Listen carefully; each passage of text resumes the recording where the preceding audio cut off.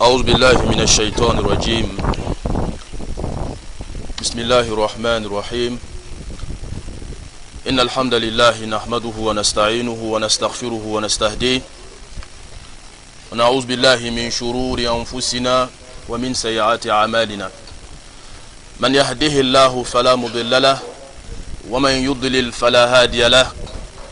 وأشهد أن لا إله إلا الله وحده لا شريك له وأشهد أن محمدا عبده ورسوله صلى الله عليه وعلى آله وصحبه ومن دعا بدعوته وتمسك بسنته إلى يوم الدين وبعد. فيا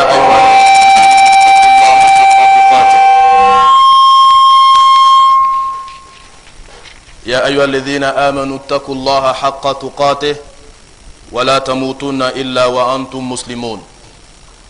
يا أيها الناس اتقوا ربكم الذي خلقكم من نفس واحدة وخلق منها زوجها وبث منهما رجالا كثيرا ونساء واتقوا الله الذي تساءلون به والأرحام إن الله كان عليكم رقيبا.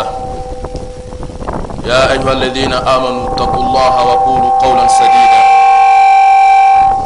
يصلح لكم أعمالكم ويغفر لكم ذنوبكم ومن يطع الله ورسوله فقد فاز فوزا عظيما.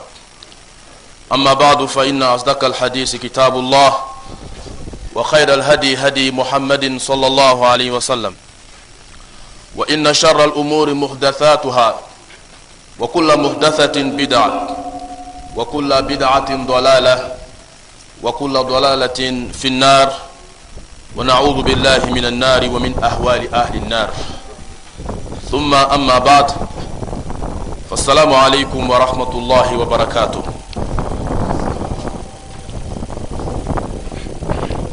Au nom d'Allah, clément et miséricordieux, nous cherchons refuge auprès de lui contre Shaitan, le lapidé, et nous débutons ce rappel avec le nom d'Allah, le miséricordieux par essence et par excellence.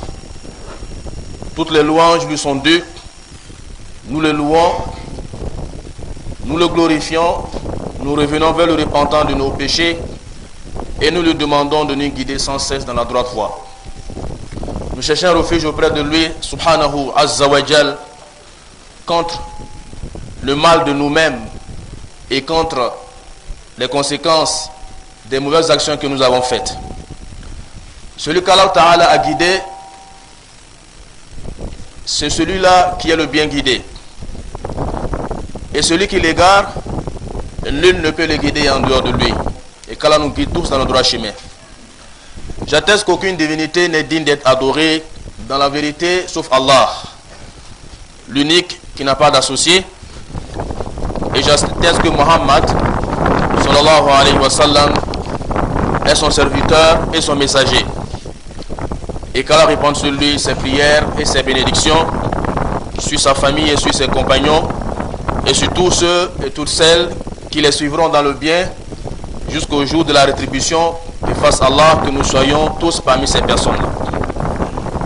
Allah dit subhanahu wa ta'ala: ô vous qui avez cru, craignez Allah comme il doit être craint et ne mourrez qu'en pleine soumission. Allah dit subhanahu wa ta'ala: ô vous les hommes, craignez votre Seigneur qui vous a créé d'un seul être et a créé de celui-ci son épouse, et qui dit ces deux-là a fait répandre beaucoup d'hommes et de femmes sur la terre. Craignez Allah au nom duquel vous vous implorez les uns et les autres, et craignez de rompre les liens du sang. Certes, Allah vous observe parfaitement. Allah dit tabaraka wa ta'ala: ô vous qui avez cru, craignez Allah et parlez avec droiture, afin qu'il améliore vos actions et vous pardonne vos péchés.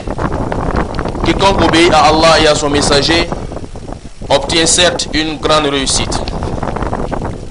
Ensuite, la plus véridique des paroles est celle d'Allah subhanahu wa ta'ala, et la meilleure voie est celle du prophète Muhammad sallallahu alayhi wa sallam. Tandis que la plus mauvaise des choses est la nouveauté en religion. Et toute nouveauté religieuse dans l'adoration est une innovation.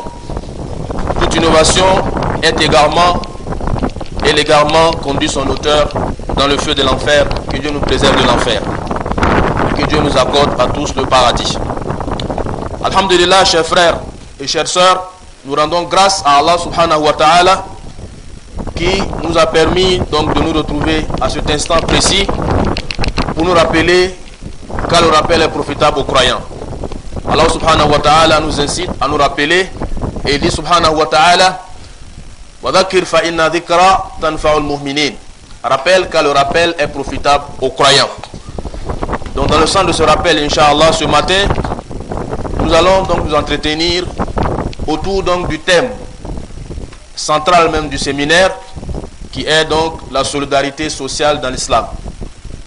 Ce thème a été débattu, ce thème a été traité en long et en large ici même sur le site du séminaire par nos éminents et savants.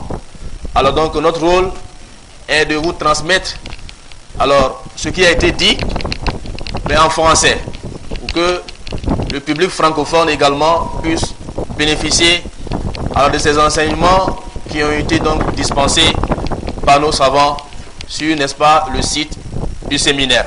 Donc nous prions Allah subhanahu wa ta'ala de nous aider à être à la hauteur de la responsabilité qu'on vient donc, n'est-ce pas, de nous confier. Et qu'Allah nous aide tous et qu'il nous guide sans cesse dans le droit chemin. Alors, la solidarité sociale dans l'islam. Il est important que nous puissions comprendre bien le thème en expliquant les différents termes de ce thème-là, et cela nous permettra de bien appréhender alors l'objectif que nous visons à travers ce thème, et nous serons en mesure de savoir après ce thème-là si les objectifs ont été atteints ou pas. Alors, donc dans ce thème, nous avons le mot solidarité. Nous avons également social et nous avons islam. Donc il est important que nous puissions définir ou revenir sur la définition de ce thème-là pour nous aider à mieux comprendre le contenu de ce thème. Alors lorsqu'on parle de la solidarité, qu'est-ce que c'est que la solidarité? Alors si on regarde dans le dictionnaire même de la langue française, on verra qu'on dit que la solidarité c'est la dépendance mutuelle. C'est l'état des personnes qui sont solidaires. C'est la dépendance mutuelle entre plusieurs individus. C'est l'état des personnes qui sont solidaires. Et quand dit-on qu'une personne ou des personnes sont solidaires, c'est lorsque ces personnes dépendent en quelque sorte les unes pour les autres. Les personnes solidaires sont les personnes dépendantes les unes des autres. Les personnes qui s'entraident mutuellement, qui se viennent en aide les unes les autres. Donc la solidarité, du point de vue donc, de la définition dans la langue française, c'est le fait de venir en aide à celui qui en a besoin, le fait que celui qui a les moyens puisse venir en aide à celui qui n'en a pas. Le fait que celui qui est fort puisse aider celui donc qui est faible. Alors, la solidarité sociale. Nous voyons également le thème social. Donc, c'est quoi une œuvre sociale? Il est également important donc de savoir cela. Une œuvre sociale est une œuvre qui concerne la société, qui concerne les rapports entre les diverses classes de la société et qui concerne l'amélioration de la condition des classes les moins favorisées. Donc, c'est une œuvre qui concerne alors la société, une œuvre dont les bénéficiaires sont les membres de la société. Donc, la solidarité sociale, c'est la solidarité qui bénéficie, qui profite aux membres de la société. La solidarité, l'aide qui bénéficie aux différents membres de la société. Alors, maintenant l'islam. Qu'est-ce que c'est que l'islam? Nous sommes tous des musulmans et nous savons ce que c'est que l'islam. Et l'islam est la religion, n'est-ce pas, de la paix. qui est tiré donc du mot as-salam, qui veut dire la soumission. Et l'islam, dans son sens général, c'est la soumission à Allah subhanahu wa ta'ala. Et dans ce sens général, tous les prophètes qui sont venus avec l'islam. Ils sont venus enseigner l'islam. Aucun prophète n'a enseigné autre que l'islam à son peuple. Tous ceux qui sont passés avant nous ont enseigné l'islam. Dans le sens général de l'islam, tous ces prophètes sont venus enseigner l'islam. Ibrahim alayhi salam était musulman. Nous alayhi salam, il était musulman. Isa ibn Maryam alayhi salam, musulman également. Tous ces prophètes qui sont venus avant Mohammed sallallahu alayhi wa sallam sont venus pour prêcher l'islam. Pour prêcher l'islam, pour enseigner aux gens la soumission à Allah subhanahu wa ta'ala. Et dans son sens spécifique, l'islam est la religion qui fut révélée au prophète Mohammed sallallahu alayhi wa sallam. La religion qui fut révélée à Mohammed et qui est la dernière des religions, qui est la religion qui est agréée par Allah subhanahu wa ta'ala. Et que toute religion en dehors de celle-ci sera rejetée par Allah. Allah dit subhanahu wa ta'ala, inna dina inda Allahi al-Islam. La religion auprès d'Allah, c'est l'islam. La religion qui est reconnue auprès d'Allah subhanahu wa ta'ala, c'est l'islam. وَمَنْ يَبْتَغِي غَيْرَ الْإِسْلَامِ دِينًا فَلَنْ يُقْبَلَ مِنْهُ وَهُوَ فِي الْآخِرَةِ مِنَ الْخَاسِرِينَ. Et quiconque s'accroche à une religion, quiconque suit la voie d'une religion autre que celle de l'islam, فَلَنْ يُقْبَلَ مِنْهُ. Cette religion ne sera pas acceptée de lui. وَهُوَ فِي الْآخِرَةِ مِنَ الْخَاسِرِينَ. Et cette personne se retrouvera dans l'au-delà parmi les perdants. Que Dieu nous en préserve. Donc l'humanité n'a pas le choix aujourd'hui que d'embrasser l'islam. Celui qui dit qu'il est chrétien aujourd'hui, il n'est pas dans son droit. Celui qui dit qu'il est juif aujourd'hui, il n'est pas dans son droit. Il doit revenir sur la voie de l'islam. Il doit suivre Mohammed sallallahu alayhi wa sallam pour espérer avoir le bonheur ici-bas et dans l'au-delà. Quiconque se met hors de cette religion ne pourra pas avoir le salut. Le salut ne se trouve que dans l'islam. Et nous, en tant que musulmans, on ne doit pas avoir peur de le dire. Parce que ceux des autres religions n'ont pas peur de le dire. Nous également, nous le disons à haute voix. Quiconque embrasse une voie autre que celle de l'islam, cette voie sera rejetée. Parce que sa religion n'est plus à l'ordre du jour. Sa religion est dépassée.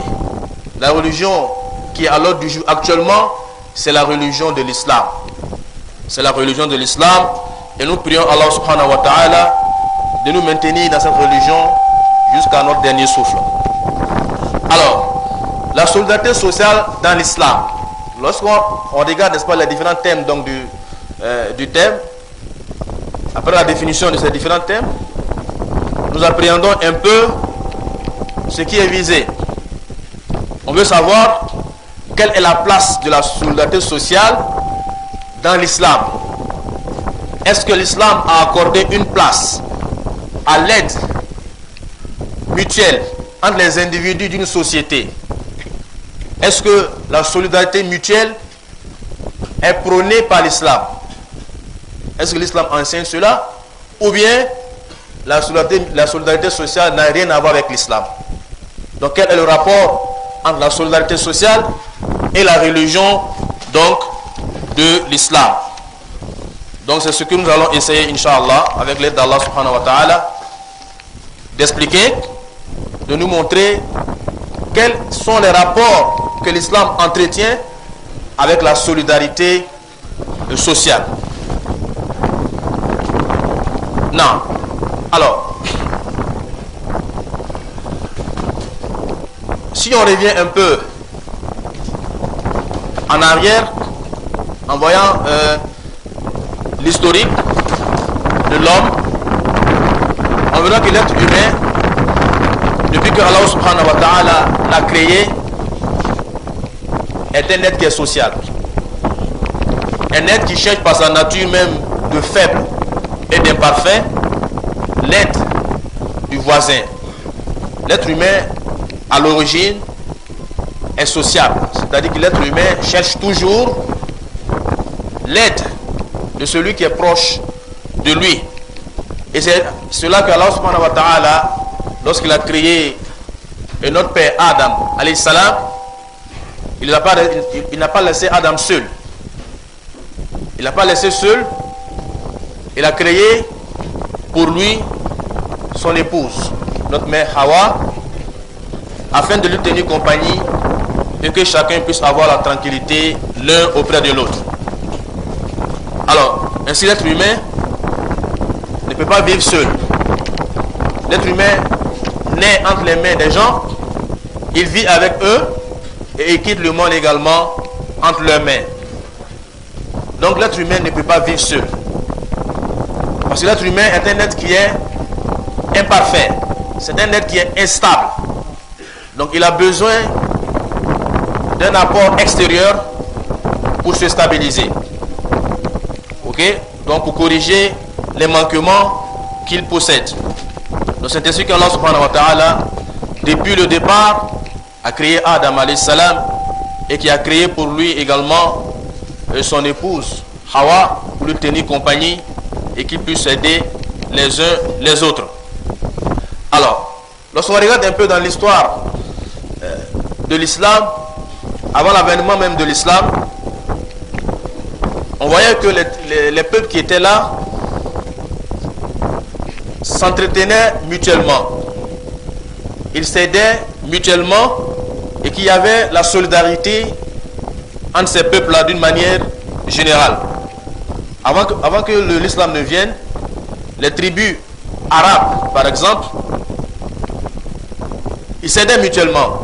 S'il y avait un problème dans une tribu donnée, tous les membres de cette tribu-là se levaient pour aider alors celui qui a été brimé par ses droits. Donc ce qui a fait que à cette époque il y avait donc des guerres parce que les gens se soutenaient mutuellement.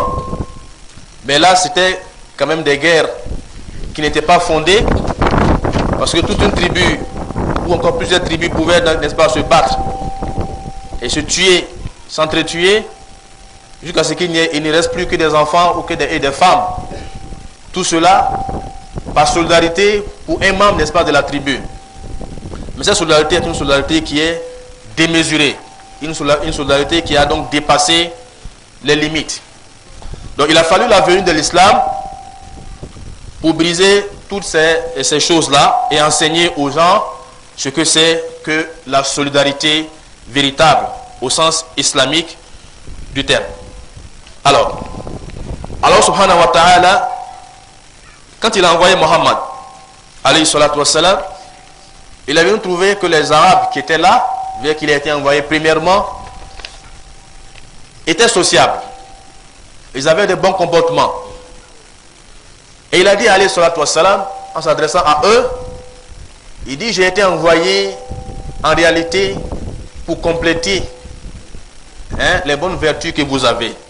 J'ai été envoyé pas pour supprimer les vertus que vous aviez, mais pour les parfaire.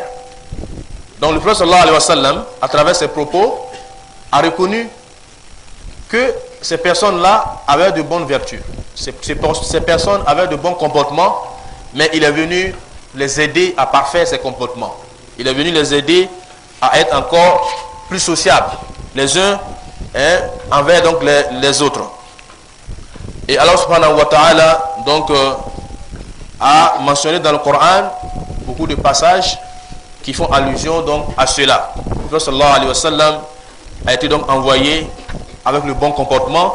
Il a été envoyé pour aider les gens à s'aider entre eux, alors à partager ce qu'ils ont avec ceux qui n'en ont pas, etc. Alors, donc pour dire qu'avant l'avènement de l'islam, il y avait cette notion de solidarité, mais une solidarité qui était démesurée. Et il a fallu que Allah subhanahu wa ta'ala envoie Muhammad sallallahu alayhi wa sallam pour cadrer les choses, afin que les gens puissent être solidaires et ne pas dépasser donc les limites. Alors aujourd'hui, lorsqu'on parle donc du rapport entre l'islam et la solidarité, même les musulmans eux-mêmes, ils se mettent à l'écart.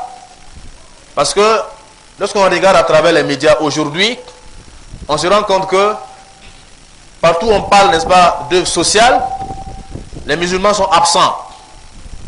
Donc ce qui fait que la plupart des musulmans aujourd'hui pensent même que la solidarité sociale n'est pas le fait des musulmans. Ça, ce n'est pas enseigné par l'islam. C'est peut-être enseigné dans les autres religions, parce qu'ils le font publiquement, on les voit à la télé, on voit dans les journaux, on entend cela à la radio, etc. Mais pour les musulmans, on ne voit rien. Donc pour le commun des mortels, parmi les musulmans, il n'y a pas de solidarité sociale en islam.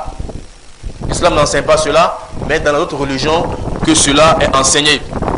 Et ce qui fait qu'il arrive souvent que certains musulmans sont tentés de quitter même l'islam. De quitter l'islam et d'aller embrasser une autre voie autre que l'islam. Parce qu'ils ont vu des actions qui ont été posées par certaines confessions religieuses, qui les ont marquées et qui n'ont jamais vu cela dans l'islam.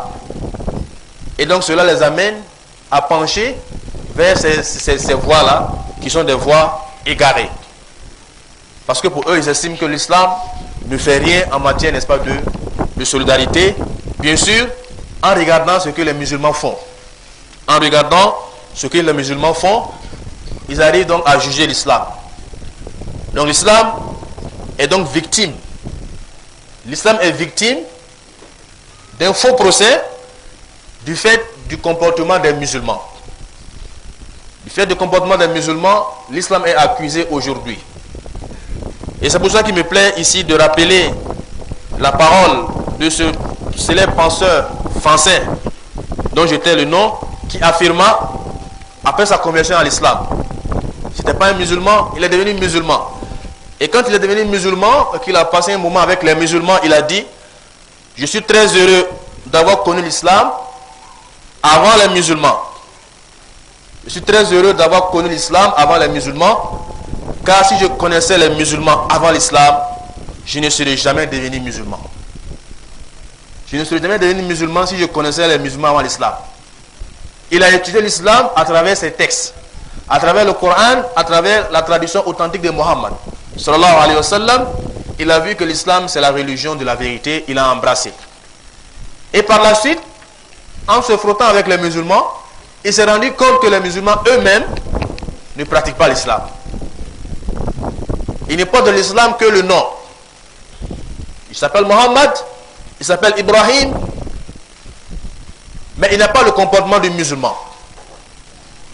Donc il y a un déphasage entre son comportement et ce qui est dit dans les textes de l'islam.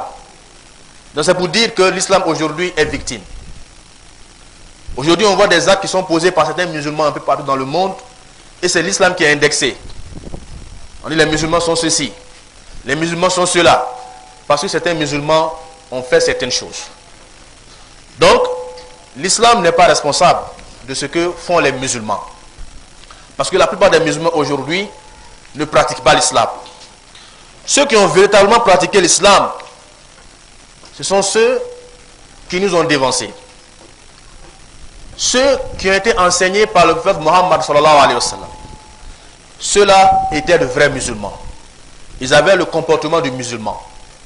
Et ceux-là, Allah subhanahu wa ta'ala lui-même, il a reconnu, n'est-ce pas, leur faveur. Il a reconnu, n'est-ce pas, leur valeur quand il a dit dans le Coran, à la sourate 9, au verset 100, Dieu dit subhanahu wa ta'ala: وَالسَّابِقُونَ الْأَوَّلُونَ مِنَ الْمُهَاجِرِينَ وَالْأَنصَارِ وَالَّذِينَ اتَّبَعُوهُمْ بِإِحْسَانٍ رَضِيَ اللَّهُ عَنْهُمْ وَرَضُوا عَنْهُ وَأَعَدَّ لَهُمْ جَنَّاتٍ تَجْرِي تَحْتَهَا الْأَنْهَارُ خَالِدِينَ فِيهَا أَبَدًا ذَلِكَ الْفَوْزُ الْعَظِيمُ. Il dit subhanahu wa ta'ala: les tout premiers croyants parmi les émigrés et les auxiliaires et ceux qui les ont suivis dans un bon comportement, Allah les agrée et il l'agrée, et il a préparé pour eux des jardins sous lesquels coulent les ruisseaux, et ils y demeureront éternellement. Voilà l'énorme succès. Donc Dieu dit subhanahu wa ta'ala: وَالسَّابِقُونَ الْأَوَّلُونَ, les tout premiers, min al-muhajirin wal-ansar, parmi les muhajirin, ceux qui ont fait l'hégire, et les ansar, ceux qui les ont accueillis à Médine. Dieu subhanahu wa ta'ala, radiyallahu anhum wa radu an. Allah subhanahu wa ta'ala les a agréés et il agrée. Pourquoi Allah a agréé ces personnes-là? Du fait de leur comportement. Parce que ceux-là, ils ont effectivement pratiqué l'islam. Ce n'étaient pas des musulmans dans la bouche, mais c'était des musulmans dans les actes. Ils posaient des actes qui sont en conformité avec ce que le Coran a enseigné, des actes qui sont en conformité avec la parole du prophète Mohammed sallallahu alayhi wa sallam.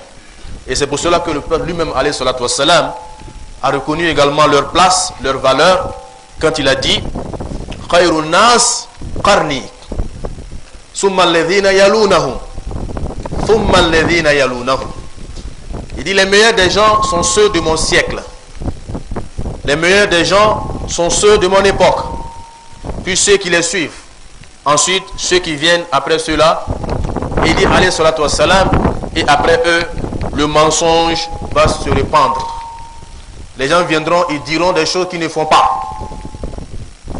Il a dit cela alayhi salatu wa salam, qu'après le départ de ces personnes-là, d'autres vont venir et ne tiendront pas à leurs promesses.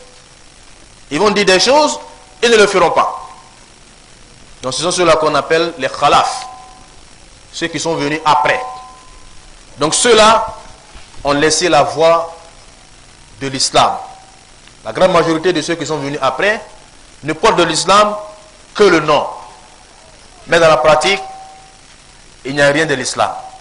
Ce qui fait qu'aujourd'hui, on se pose la question de savoir si vraiment les musulmans, ils connaissent la solidarité. Parce qu'aujourd'hui, les musulmans, la grande majorité d'entre eux ne pratiquent pas cela. Donc, on se pose la question de savoir si vraiment un musulman, il peut être solidaire. Donc, ceux-là, quand ils sont passés, ceux qui sont venus après n'ont pas suivi la religion. Ils ont suivi, n'est-ce pas, leur passion. Ils font des choses qui sont en contradiction avec la religion d'Allah subhanahu wa ta'ala. Ce qui fait qu'aujourd'hui, les musulmans, ou encore l'islam, j'allais dire, est taxé, n'est-ce pas, d'une religion qui est dépassée. Aujourd'hui, on dit que l'islam est une religion qui est dépassée. Parce que les musulmans semblent ne pas être intéressés à la vie sociale. Ils sont dans les mosquées. Et tout ce qui les intéresse, c'est les mosquées. Pour ce qui concerne les choses, n'est-ce pas, de la vie sociale, ils ne sont pas intéressés.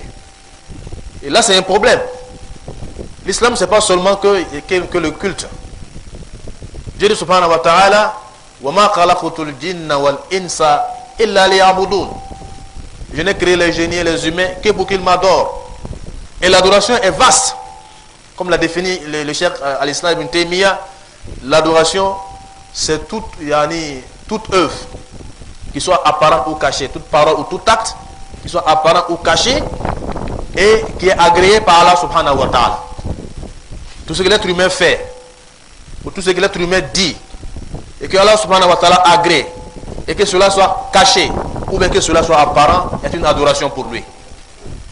Donc l'adoration ne consiste pas seulement qu'à faire, n'est-ce pas, le culte. Le culte, c'est des rites que Allah subhanahu wa ta'ala nous a donnés, mais l'adoration est plus vaste que cela. Le fait de s'occuper, n'est-ce pas, des gens dans la société est une adoration pour nous. Et nous en serons récompensés par Allah subhanahu wa ta'ala. Donc, le constat est que, alors, les musulmans aujourd'hui sont absents, dans la société. Ils sont absents dans le domaine du social. Et ils ont laissé la place aux autres. Et ces autres-là utilisent, n'est-ce pas, cela pour appeler les musulmans vers leur religion.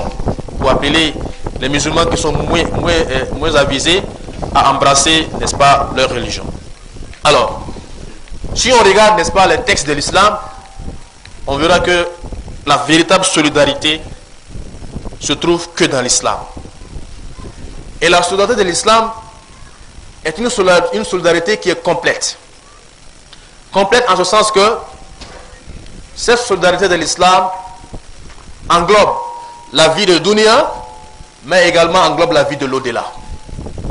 Ça englobe dunya et ça englobe également l'au-delà. Parce que le musulman, non seulement il est sociable, mais il le fait en recherchant la face d'Allah subhanahu wa ta'ala. Il le fait en recherchant l'agrément d'Allah subhanahu wa ta'ala. Et Allah ta'ala, à travers ses enseignements, a appris aux musulmans à vivre ensemble, à s'entraider. Si on regarde un peu les piliers de l'islam, nous allons voir que tous ces piliers-là tournent autour, n'est-ce pas, de le fait de vivre ensemble, le fait de s'aider. Regardons un peu la prière. Allah subhanahu wa ta'ala, il nous a recommandé de faire la prière. Mais en même temps, il veut que nous fassions la prière là ensemble. Que nous fassions la prière ensemble. Et prosternez-vous avec ceux qui se prosternent. Donc faites la prière ensemble. Et le prophète Muhammad sallallahu alayhi wa sallam, pour appuyer cela, il dit: la prière qui est faite en groupe est meilleure que celle qui est faite seule, de 25 ou de 27 degrés, pour inciter les musulmans à faire donc la prière ensemble et à ne pas prier seul. Donc ça, c'est également une marque de solidarité en islam qui se transmet, qui se voit dans la prière. Également, si on prend le jeûne a été institué également pour apprendre aux musulmans la solidarité, pour apprendre aux riches, pour leur enseigner la situation dans laquelle se trouvent les pauvres. Parce que celui qui est riche et qui n'a pas été touché par la pauvreté une seule fois, il ne peut pas voir dans quelle souffrance les pauvres se trouvent. Alors Allah a instauré, n'est-ce pas, le jeûne. Bien sûr, comme il a dit, c'est afin que nous puissions atteindre la piété. Mais au-delà de cela, c'est également enseigner aux musulmans, ceux qui sont des classes élevées, de penser à ceux qui sont des classes basses. Et ceux qui ont les moyens, de penser à ceux qui n'en ont pas. Ainsi le riche, alors qui durant ce jour, le jour du jeûne, ne mangera pas du fat jusqu'au coucher du soleil, il va ressentir un peu ce que les pauvres ressentent. Parce que eux, ils n'arrivent pas à avoir à manger. Et peut-être tout le temps, ils n'arrivent pas à avoir à manger. Et donc cela va l'amener à penser, à aider alors ceux qui sont dans la difficulté. Alors, également à travers la zakat. À travers la zakat, Allah subhanahu wa ta'ala enseigne la solidarité aux musulmans. Alors la zakat est le moyen, on va dire, le plus apparent de la solidarité islamique, solidarité sociale de l'islam, la zakat, qui a été instaurée et qui est une obligation. Vous voyez, Allah subhanahu wa ta'ala a fait de cela une obligation, pour dire que même en islam, la solidarité sociale en islam est une obligation. Quand il dit dans la sourate 9 au verset 60, en parlant des bénéficiaires donc de la zakat, il dit subhanahu wa ta'ala: innama sadaqatu lil fuqara wal masakin wal amilina alayha wal mu'allafati qulubihim ila akhir al-aya. Les sadaqat sont destinés aux pauvres, aux nécessiteux, à ceux qui sont chargés de les recueillir et de les répartir, à ceux dont les cœurs sont à gagner, ainsi de suite, jusqu'à la fin, n'est-ce pas, du verset. Et à la fin, Dieu a dit subhanahu wa ta'ala: faridatan min Allah. Faridatan min Allah. C'est une obligation de la part d'Allah subhanahu wa ta'ala. C'est une obligation de la part d'Allah subhanahu wa ta'ala que celui qui a les moyens puisse penser à celui qui n'en a pas. Donc Allah ta'ala a fait de cela une obligation. Et lorsqu'on dit qu'une chose est obligatoire, ça veut dire que celui qui délaisse cette chose-là sera châtié. Ça c'est le sens de l'obligation en islam. Yu'aqibu tariquhu. On châtie celui qui délaisse cela. Celui qui délaisse ce qui est obligatoire sera châtié de cela yawm al-qiyam. Donc Allah Ta'ala a fait que le fait de donner, n'est-ce pas, la zakat est une obligation qui incombe à ceux qui en ont les moyens. Et ceux qui ont les moyens doivent savoir également que cette zakat est un droit des pauvres. Ce sont les pauvres. Allah Ta'ala a fait que ces pauvres-là doivent bénéficier des biens que tu possèdes. Et si tu ne donnes pas cela, Yam al-Qiyamah, Allah subhanahu wa ta'ala, il va te demander compte de cela. C'est pour cela que dans le Coran, à la sourate 69, du verset 22 au verset 25, Allah dit subhanahu wa ta'ala, illa al-musallin alladhina yani ala salatihim da'imun walladhina fi amwalihim haqqun ma'lum lis-sa'ili wal mahrum. Il dit subhanahu wa ta'ala, sauf ceux qui pratiquent la prière, qui sont assidus à leur prière, et sur les biens desquels il y a un bien déterminé pour le mendiant et le déshérité.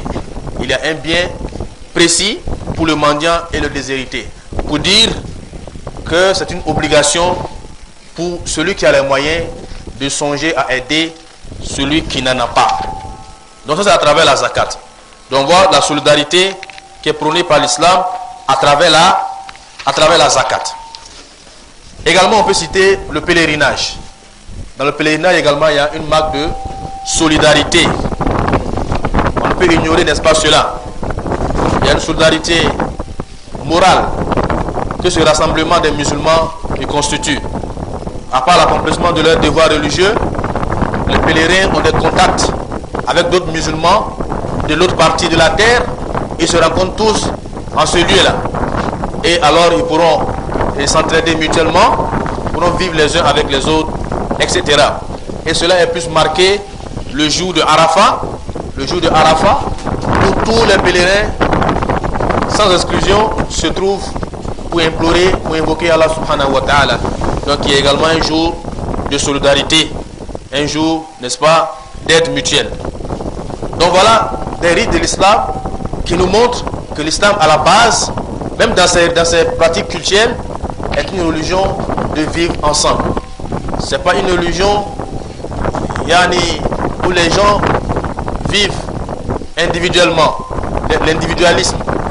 C'est une religion de communauté, une religion dans laquelle les membres vivent les uns avec les autres et qui s'entraident mutuellement dans les difficultés.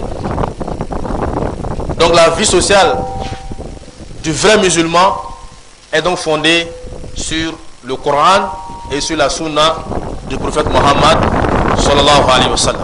Donc l'islam est venu donc pour enseigner aux musulmans cela, apprendre aux musulmans à aider alors ceux qui sont dans le besoin, à ceux qui ont moins de moyens de leur venir en aide, et donc de venir en aide également aux faibles si nous avons la possibilité donc de le faire.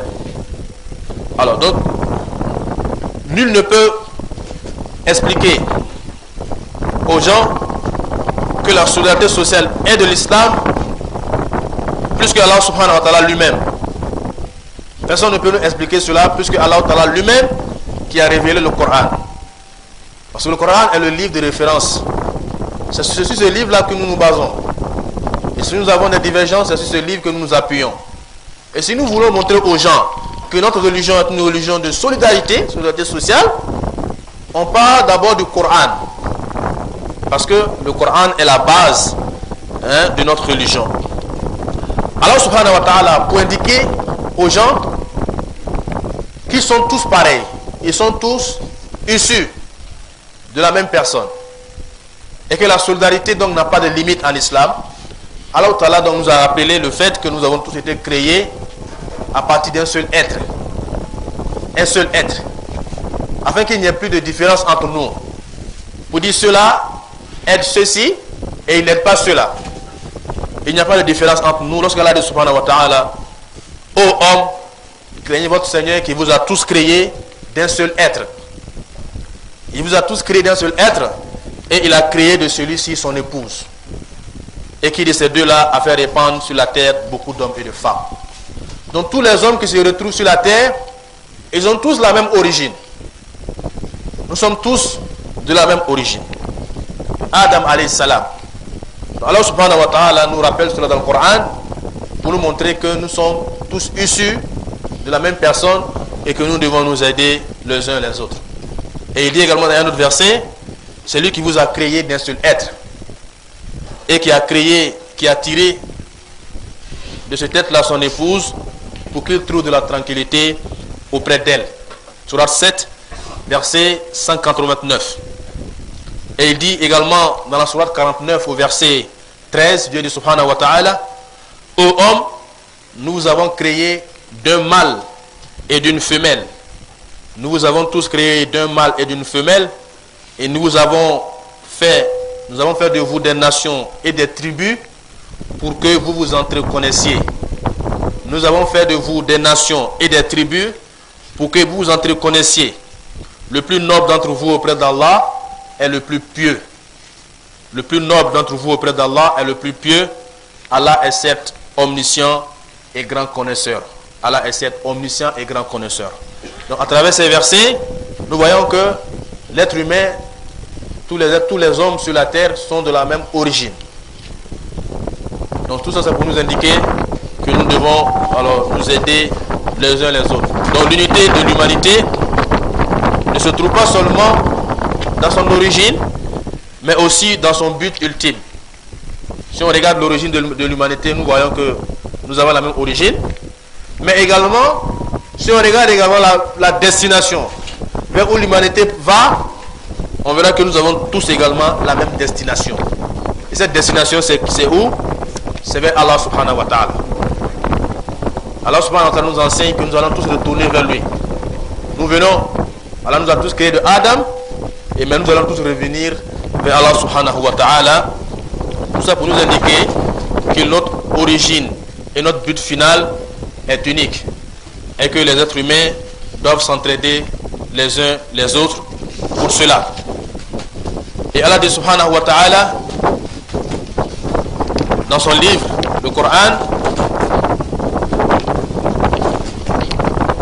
alors pour indiquer aux musulmans que la solidarité, loin d'être seulement qu'un acte que nous posons pour satisfaire les faibles, pour satisfaire ceux qui sont dans la difficulté, cette solidarité est également une adoration que nous faisons et que nous serons récompensés donc pour cela.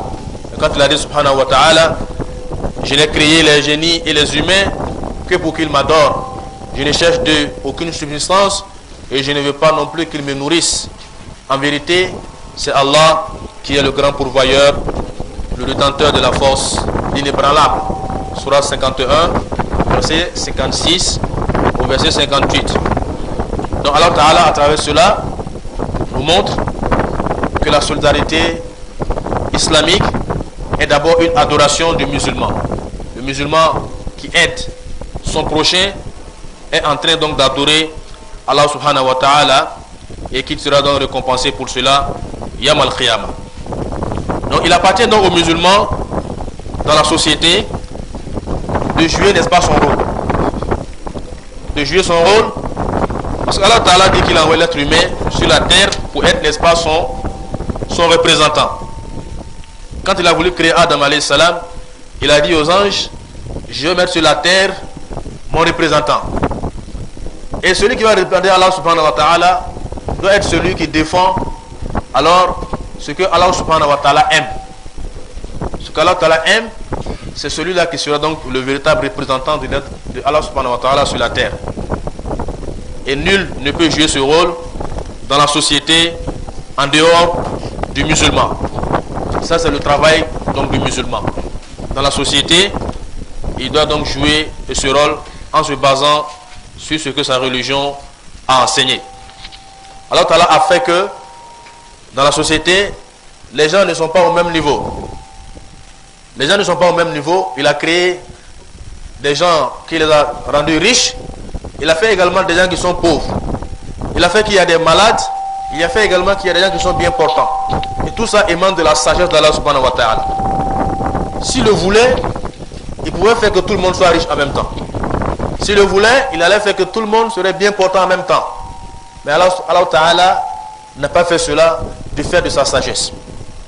Et dans le Coran, il dit par exemple que c'est lui subhanahu wa ta'ala qui vous a élevé les uns sur les autres en degrés.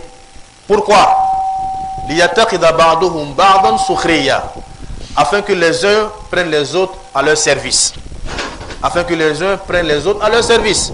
Si Allah Ta'ala avait fait que tout le monde avait les moyens en même temps, qui allait travailler pour qui? Qui allait aider qui? Parce que chacun se suffit. Mais Allah, par sa sagesse, a voulu que cela n'arrive pas. Donc il y a des gens qui seront riches et il y en a également qui seront pauvres. Mais le riche doit savoir qu'Allah Ta'ala l'a fait riche, c'est pour aider, n'est-ce pas, les pauvres. C'est pour aider les pauvres. Et s'il ne le fait pas, alors Allah Ta'ala va lui demander compte de cela, Yawm al-Qiyamah. Donc c'est pour ça que le musulman, dans la société, il montre les valeurs de l'islam, qui sont enseignées donc dans le Coran et dans la Sunna du prophète Muhammad sallallahu alayhi wa sallam. Alors, parmi les éléments principaux de cette solidarité sociale de l'islam, nous allons citer quelques éléments qui sont les marques de la solidarité sociale en islam. Premièrement, nous avons l'amour sincère du prochain. Et cela commence par cela. Par ça, j'allais dire, l'amour sincère du prochain. Le musulman aime son prochain comme il s'aime lui-même. Il aime son frère comme il s'aime lui-même. Également, la miséricorde pour les jeunes, pour les plus petits. Être miséricordieux envers les plus petits. Également, le respect des personnes âgées. Tout ça, c'est des marques de la solidarité en islam. Le fait de respecter les personnes âgées. Également, le réconfort et la consolation aux affligés. Les personnes qui sont affligées, les réconforter et les consoler pour cela. Parmi ces marques de la solidarité sociale en islam, nous avons également la visite aux malades. Et ceux qui sont malades ont besoin du réconfort de ceux qui sont bien portants.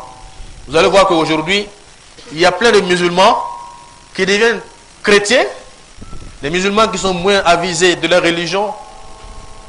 Pourquoi? À cause, n'est-ce pas, de la maladie. Parce que quand il était malade, il a reçu la visite, n'est-ce pas, d'autres confessions religieuses qui sont venus et qui disent qu'ils ont prié pour lui et il a recouvert la santé. Et donc, quand il sera guéri, le premier réflexe qu'il aura, c'est de se diriger vers ces personnes-là. Parce qu'il va dire, quand j'étais dans des difficultés, ce sont ceux-là qui m'ont aidé. Et d'ailleurs, ils ont prié sur moi et j'ai eu la santé. Et il va se retourner vers eux. Alors que notre religion islamique nous enseigne de venir en aide aux malades. Regardons un peu le hadith du prophète sallallahu alayhi wa sallam où il cite les droits du musulman envers son frère. Parmi ces droits, il a dit lui rendre visite quand il est malade. Lui rendre visite quand il est malade. Mais qui parmi nous aujourd'hui rend visite, n'est-ce pas, à un malade? Nous sommes très peu à le faire, ce n'est pas notre problème. Alors que les autres savent qu'à travers cela, ils peuvent appeler des gens dans leur religion. Mais chez nous, ce n'est pas notre problème. Les musulmans aujourd'hui ne sont pas soucieux de leur religion. Ils sont plutôt soucieux de quoi? De dunya. De leur bien-être dans dunya. Mais la religion, ce n'est pas leur problème. Alors que les autres s'occupent de leur religion. Or, leur religion n'est pas la vérité. Nous nous disons à chaque fois, cela, leur religion n'est pas la religion de la vérité. Notre religion est la religion qui est vraie. Malheureusement, on ne prend pas soin de la religion. Nous sommes assis. Tout ce qui nous intéresse, c'est dunya. Et c'est pour ça que dans le Coran, Allah subhanahu wa ta'ala appelle les musulmans, il dit au prophète sallallahu alayhi wa sallam, dis-leur, ceux qui disent qu'ils sont musulmans, mais qui ne s'occupent pas de l'islam, dis-leur, in kana aba'ukum, si c'est vos pères, wa abna'ukum, ou bien vos enfants, wa ashiratukum, ou vos tribus, wa amwalu nekotaraftumuha, ou bien si c'est vos biens là, que vous avez thésaurisés chez vous, wa tijaratun takshawna kathadaha, si c'est vos commerces que vous craignez le déclin, wa masakinu tardawnaha, si c'est également les demeures là que vous voulez vivre, n'est-ce pas, à l'aise à vos maisons, ahabba ilaykum minallahi wa rasulih wa jihadin fi sabili fatarabbasu hatta ya'ti Allahu bi amri. Si c'est cela que vous aimiez, alors asseyez-vous, restez sur place jusqu'à ce que Allah Ta'ala envoie, n'est-ce pas, son ordre. Et l'ordre d'Allah subhanahu wa ta'ala, si l'ordre là arrive, que nous ne sommes pas sur la religion, nous sommes perdus. Donc aujourd'hui, les musulmans ne sont pas soucieux de leur religion. Tout ce qui les intéresse, c'est dunya. Ils n'ont pas le temps de s'asseoir un instant pour voir, mais nous avons telle faille dans notre religion. Qu'est-ce que nous allons faire pour la combler? Ce n'est pas leur problème. Mais ils ont le temps de s'asseoir pour dire, mon commerce ne marche plus, comment je vais faire pour relever, n'est-ce pas, mon chiffre d'affaires? Ils sont prêts pour ça. Mais ils ne sont pas prêts pour s'asseoir pour dire, voilà, telle chose ne marche pas dans la religion. Qu'est-ce que nous allons faire pour que cela puisse marcher? Et ça, c'est un problème que nous avons, nous les musulmans. Donc, en revenant aux malades, c'est vraiment déplorable de voir que les musulmans ne rendent pas de visite, n'est-ce pas, aux malades. Dans les hôpitaux, ils n'ont pas le temps d'aller rendre visite aux malades. Ils sont souvent avec des frères qui sont malades, ils ne savent même pas. Il est avec un frère, un jour, 2 jours, tu ne le vois pas, il n'est pas capable de demander à savoir où le frère est. Ce n'est pas son problème. Et c'est pour ça que Yawm al-Qiyamah, Allah subhanahu wa ta'ala va se plaindre de certains musulmans. Et il dira, comme l'a dit le prophète sallallahu alayhi wa sallam, oh toi un tel, moi Allah ta'ala j'étais malade. J'étais malade, mais tu n'es pas venu me voir. J'étais malade, tu n'es pas venu me voir. Et alors, il va se crier en disant à Allah, mais oh Allah, comment est-ce que toi tu peux être malade? Et Allah va lui dire en ce moment, j'ai un serviteur, un tel qui était malade. Si tu étais allé le voir, aller lui rendre visite, tu m'aurais trouvé, n'est-ce pas, chez lui. Si tu étais allé lui rendre visite, tu m'aurais trouvé, n'est-ce pas, chez cette personne-là. Pour dire que ceux qui sont en bonne santé doivent penser à ceux qui sont malades, à les aider, à les réconforter, à prier pour eux. Comme l'a enseigné le prophète sallallahu alayhi wa sallam, il dit, lorsque tu vas voir un malade, il faut prier pour lui pour qu'il puisse avoir la santé. Tu peux dire par exemple, la batha tuhur inshallah. S'il plaît à Allah subhanahu wa ta'ala, tu vas avoir la santé. Et tu pries pour lui pour qu'il ait donc la santé. Donc ça c'est enseigné, n'est-ce pas, dans la sunna du prophète Muhammad alayhi salatu wassalam, mais malheureusement, dans la pratique des musulmans, il n'y a pas cela. Également, le fait donc de soulager alors les chagrinés, tout ça c'est des vertus de l'islam dans le domaine, n'est-ce pas, du social, qui malheureusement n'est pas pratiqué par les musulmans. Également le vrai sentiment de fraternité et de solidarité sociale n'est prôné que par l'islam. C'est l'islam qui a été capable de lier les musulmans entre eux du fait de leur appartenance à cette religion-là, qui a fait des frères sincères. L'islam les a liés entre eux parce qu'ils sont tous adeptes de la religion islamique. Et Dieu dit subhanahu wa ta'ala, innamal mu'minuna ikhwa. Les croyants ne sont que des frères.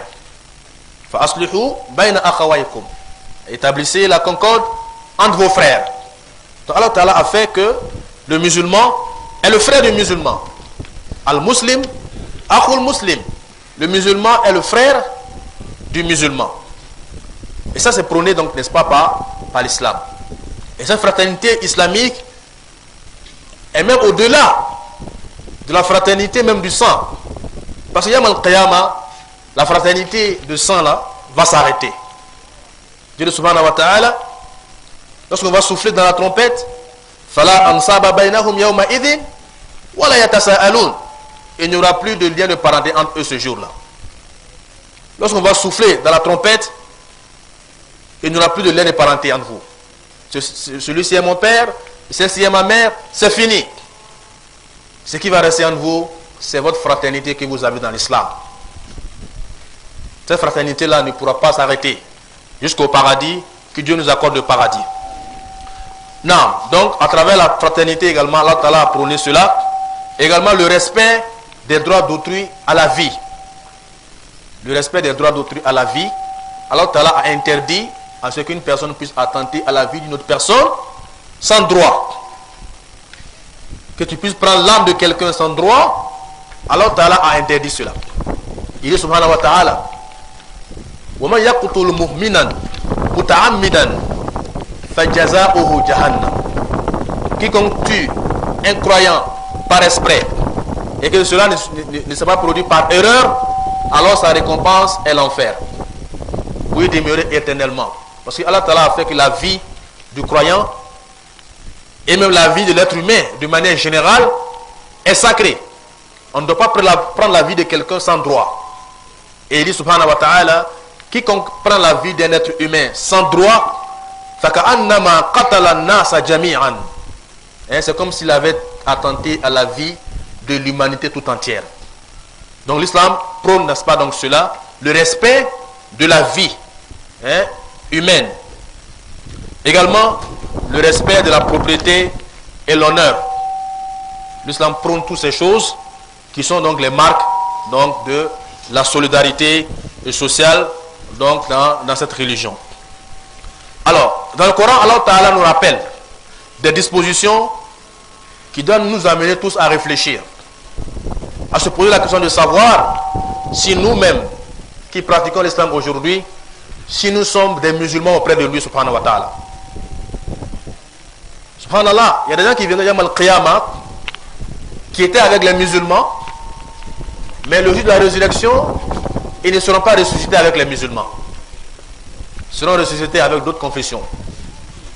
Il était musulman avec les musulmans dans le dunya, mais dans l'au-delà, il se retrouve avec les chrétiens. Ou bien il se retrouve avec les juifs. Pourquoi? Parce qu'il faisait, n'est-ce pas, des choses qui sont en contradiction avec ce que l'islam a enseigné.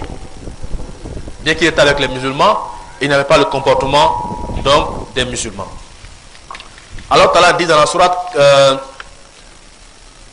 5, sourate Al-Ma'ida, il dit subhanahu wa ta'ala, wa ta'awanu alal birri wa taqwa wa la ta'awanu alal ithmi wal udwan wa taqullah inna allaha shadidul iqab.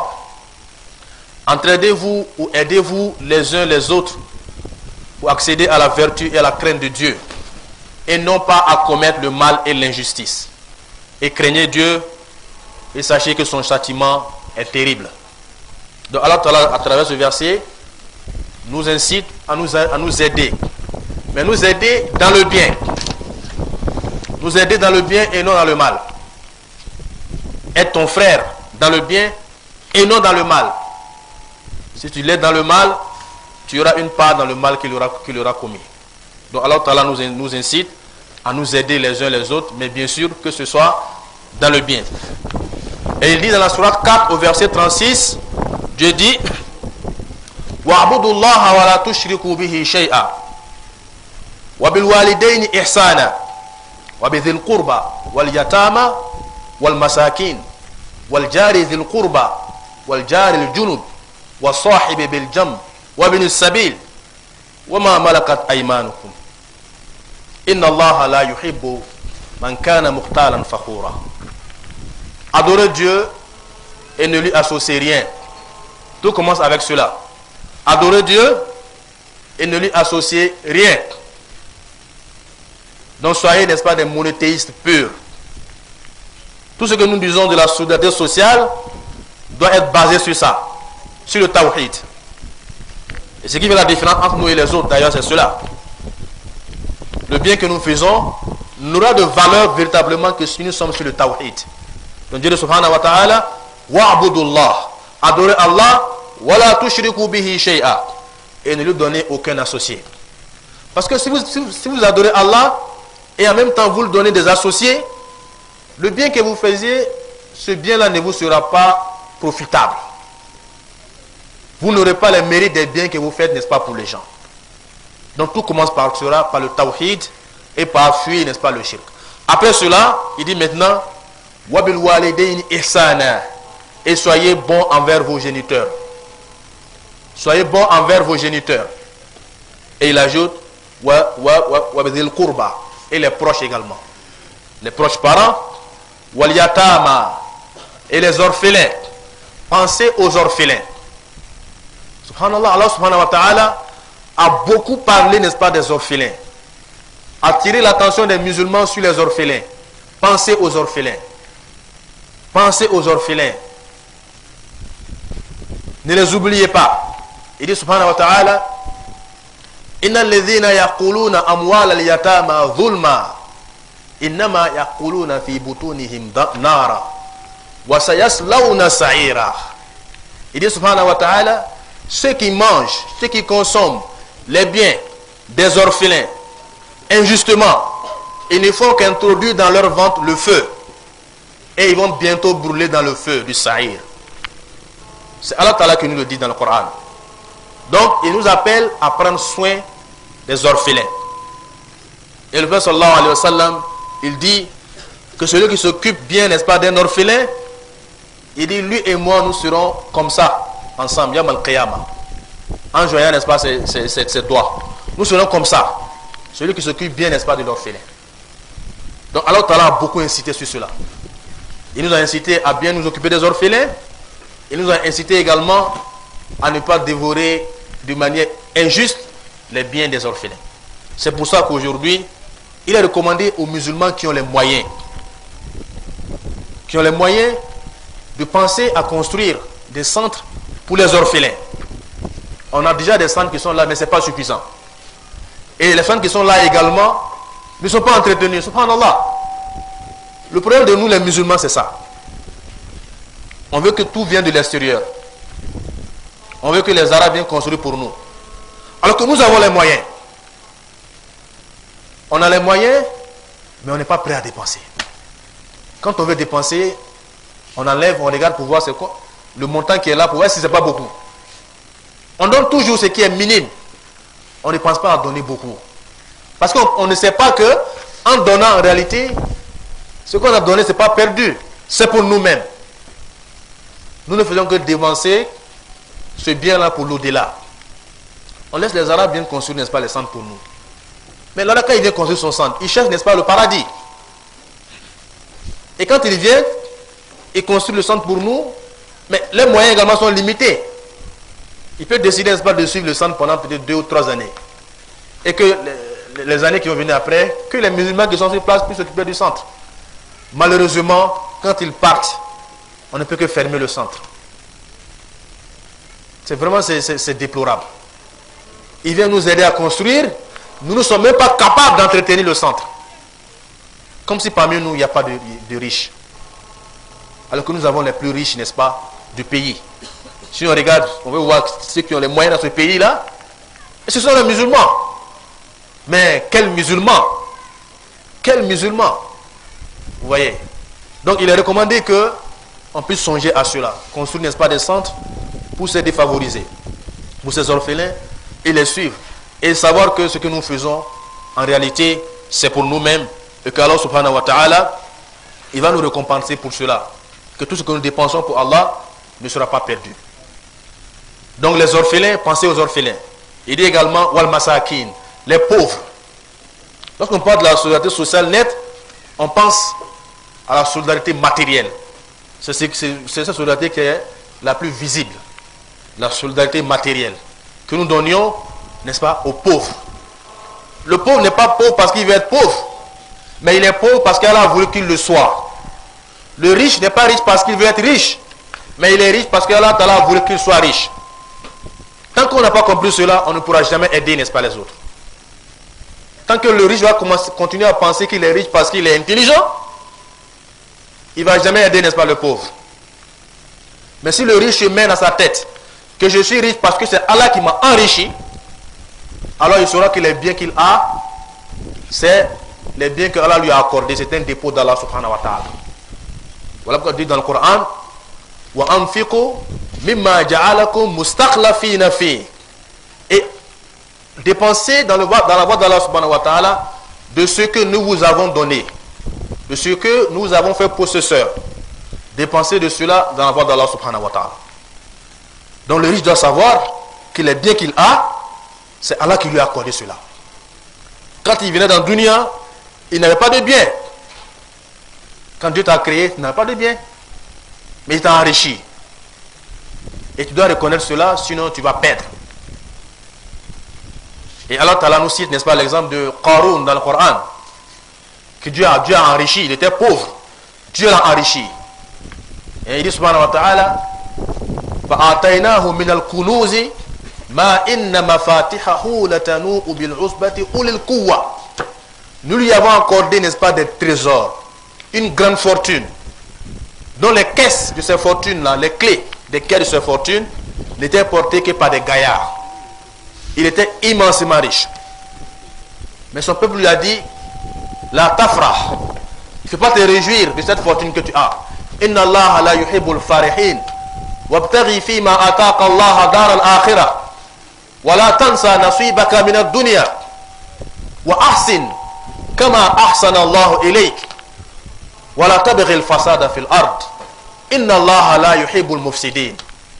Et son peuple lui a dit, fais le bien. N'oublie pas de faire le bien. Ce que Allah t'a accordé, utilise cela pour rechercher la vie de l'au-delà. Mais n'oublie pas ta part dans le dunya. Et fais le bien. Viens en aide aux pauvres, aux déshérités. Et sache que Allah n'aime pas ceux qui font le désordre sur la terre. Mais écoutez la réponse que Qarun a donnée. Lorsque Moussa lui a donné cette parole, il a dit, Innama utituhu ala ilmin indi. Innama utituhu ala ilmin indi. Il dit que la richesse que j'ai, je l'ai eue qu'à travers une science que je possède. Qu'à travers une science que je possède, que j'ai eu cette richesse. Donc je ne vois pas en quoi le pauvre a un droit dans cette richesse-là. Parce que je l'ai eue à travers ma science. C'est la même chose aujourd'hui pour celui qui est riche, parce qu'il a eu, n'est-ce pas, de grands diplômes. Il est docteur, il est professeur, il a le PhD. Et il pense qu'il est riche parce qu'il a ce diplôme. Mais en réalité, ce n'est pas parce que tu as ce diplôme que tu es riche. C'est Allah qui a voulu faire de toi, n'est-ce pas, un riche. Tant que tu n'as pas compris cela, tu ne pourras jamais aider les pauvres. Tu ne pourras jamais venir en aide à celui qui est dans le besoin. Donc il est important que le riche sache que les biens qu'il possède, ce sont les biens que Allah lui a donnés afin qu'il puisse aider ceux qui sont dans le besoin. Donc Allah nous incite ici à nourrir les pauvres, à les venir en aide. Et ici également Waljari dhil qurba, le voisin proche parent. Un voisin qui est en même temps un proche parent, il faut le venir en aide si on a les moyens. Waljari al-junub, le voisin qui est étranger. Wa sahib, le compagnon, celui avec lequel tu es. Ok? Également le voyageur. Les esclaves qui sont en vos possessions. Et il dit subhanahu wa ta'ala, car Allah n'aime pas en vérité le présomptueux plein de glorioles. Dieu n'aime pas celui qui est orgueilleux. Celui qui ne pense également qu'à lui et qui ne pense pas aux autres. Allah ta'ala n'aime pas ces personnes-là. Donc à travers ces versets, nous voyons comment Allah Ta'ala prône le fait que le musulman doit penser, n'est-ce pas, aux autres. Parce que la situation qu'il vit, c'est une situation dans laquelle Dieu l'a mise. Et il doit comprendre cela. Tant qu'il ne comprendra pas cela, il ne pourra jamais aider, n'est-ce pas, les autres. La solidarité ne sera pas de sa pratique parce qu'il ne reconnaît pas que c'est Allah Ta'ala qui l'a donné alors ces biens-là. Donc ça c'est la sourate 4 au verset 36. Et également dans la sourate 2 au verset 175, Dieu dit subhanahu wa ta'ala, Laysa al-birr an tuwallu wujuhakum qibala al-mashriqi wal-maghrib walakin al-birr man amana billah wal yawmil akhir wal malaika ila akhir al-aya. Et dit subhanahu wa ta'ala, le bien ne consiste pas à se tourner vers l'Orient ou l'Occident, ou encore la bonté pieuse ne consiste pas à se tourner vers l'Orient ou l'Occident, mais la bonté pieuse consiste à ce qu'on croit en Allah et au jour dernier, à l'existence des anges, aux livres sacrés et aux prophètes. Donc tout ça c'est la croyance. La bonté pieuse commence avec la croyance, la aqidah. Donc Allah subhanahu wa ta'ala, chaque fois il dévance la croyance. Le bien que nous faisons doit être basé sur la aqidah. Si la aqidah n'est pas bonne, le bien que nous faisons n'a pas de valeur. Donc la base là, c'est la aqidah. Si nous ne sommes pas sur la croyance véritable, les efforts que nous faisons seront des efforts qui sont vains. On ne sera pas récompensé. Et c'est après cela qu'il a dit subhanahu wa ta'ala, wa atal mala ala hubbi, wa atal mala ala hubbi. Et celui qui donne l'argent bien qu'il l'aime, bien qu'il l'aime. Subhanallah. Dieu subhanahu wa ta'ala sait bien que l'être humain aime l'argent. Mais il veut que cet amour de l'argent là ne nous empêche pas de dépenser. L'être humain aime l'argent. Personne ne peut dire le contraire. Parce qu'il sait ce que l'argent peut réaliser pour lui. Mais que cet amour de l'argent ne t'empêche pas de dépenser sur la voie d'Allah. Que l'amour de l'argent ne soit pas plus fort dans ton cœur que l'amour que tu as pour Allah subhanahu wa ta'ala. Parce que si tu n'arrives pas à dépenser sur la voie d'Allah subhanahu wa ta'ala, ça prouve que l'amour que tu as pour l'argent est plus grand que l'amour que tu as pour Allah. Et si l'amour que tu as pour Allah est aussi faible que cela, sache que tu ne peux pas avoir la miséricorde d'Allah subhanahu wa ta'ala. Allah dit en parlant des croyants sont les plus qui sont les plus grands en amour pour Allah subhanahu wa ta'ala. Walladhina amanu ashadda hubban lillah. Ceux qui sont croyants sont ceux qui sont les plus ardents en amour d'Allah subhanahu wa ta'ala. Donc celui qui donne l'argent dès qu'il aime, à qui? Aux proches, aux orphelins, ainsi de suite, aux pauvres, etc. Ok, donc c'est ce qu'Allah subhanahu wa ta'ala il dit, et à la fin du verset il dit, voilà ceux qui sont les véridiques. Ulaika alladhina sadaqu wa ulaika humul muttaqun. Voilà ceux qui sont les véridiques, qui sont les vrais musulmans. Et voilà ceux qui sont les pieux. Et face à Allah que nous soyons tous parmi ces personnes-là. Donc le livre sacré a donc bien ordonné la solidarité sociale. Et qui plus est, il a bien orienté vers ceux qui en ont le plus besoin. Vers ceux qui en ont le plus besoin. Les faibles, le pauvre, l'orphelin, les parents vieux, etc. Donc l'islam, Allah subhanahu wa ta'ala, donc à travers ces versets, nous incite à être sociable, à aider, n'est-ce pas, les pauvres, etc. Et il a bien déterminé les personnes que nous devons aider, car ce sont ces personnes-là qui sont véritablement dans le besoin. Ça, c'est à travers le Coran. Allah subhanahu wa ta'ala, il enseigne aux musulmans alors d'être sociables, d'aider ceux qui sont dans le besoin. Okay? Que ce soit une aide matérielle, que ce soit une aide morale ou bien intellectuelle, donc de les aider.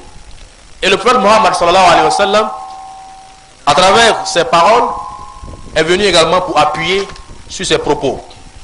Sur ce qu'Allah subhanahu wa ta'ala donc a dit, il est venu pour appuyer, n'est-ce pas, là-dessus. Il dit donc, nous allons citer quelques hadiths du prophète sallallahu alayhi wa sallam qui incitent les musulmans à être sociables, qui incitent les musulmans à la solidarité dans la société. Il dit, alayhi salatu wa sallam, quiconque soulage un humain d'un chagrin de ce monde, Dieu le soulagera d'un chagrin le jour du jugement. Quiconque soulage un humain. Vous voyez qu'ici il a dit, alayhi salatu wa sallam, quiconque soulage un humain. Ça veut dire qu'ici, ce n'est pas limité seulement qu'aux musulmans. L'aide ici n'est pas limitée seulement qu'aux musulmans. Même celui qui n'est pas musulman doit bénéficier, n'est-ce pas, de ta bonté, si tu es musulman. Ce serait également un moyen pour toi de l'appeler vers l'islam. Le prophète sallallahu alayhi wa sallam, il y a beaucoup qui sont devenus musulmans du fait de son comportement. Il y a plein qui l'ont regardé seulement par rapport à ce qu'il faisait, ils sont devenus musulmans.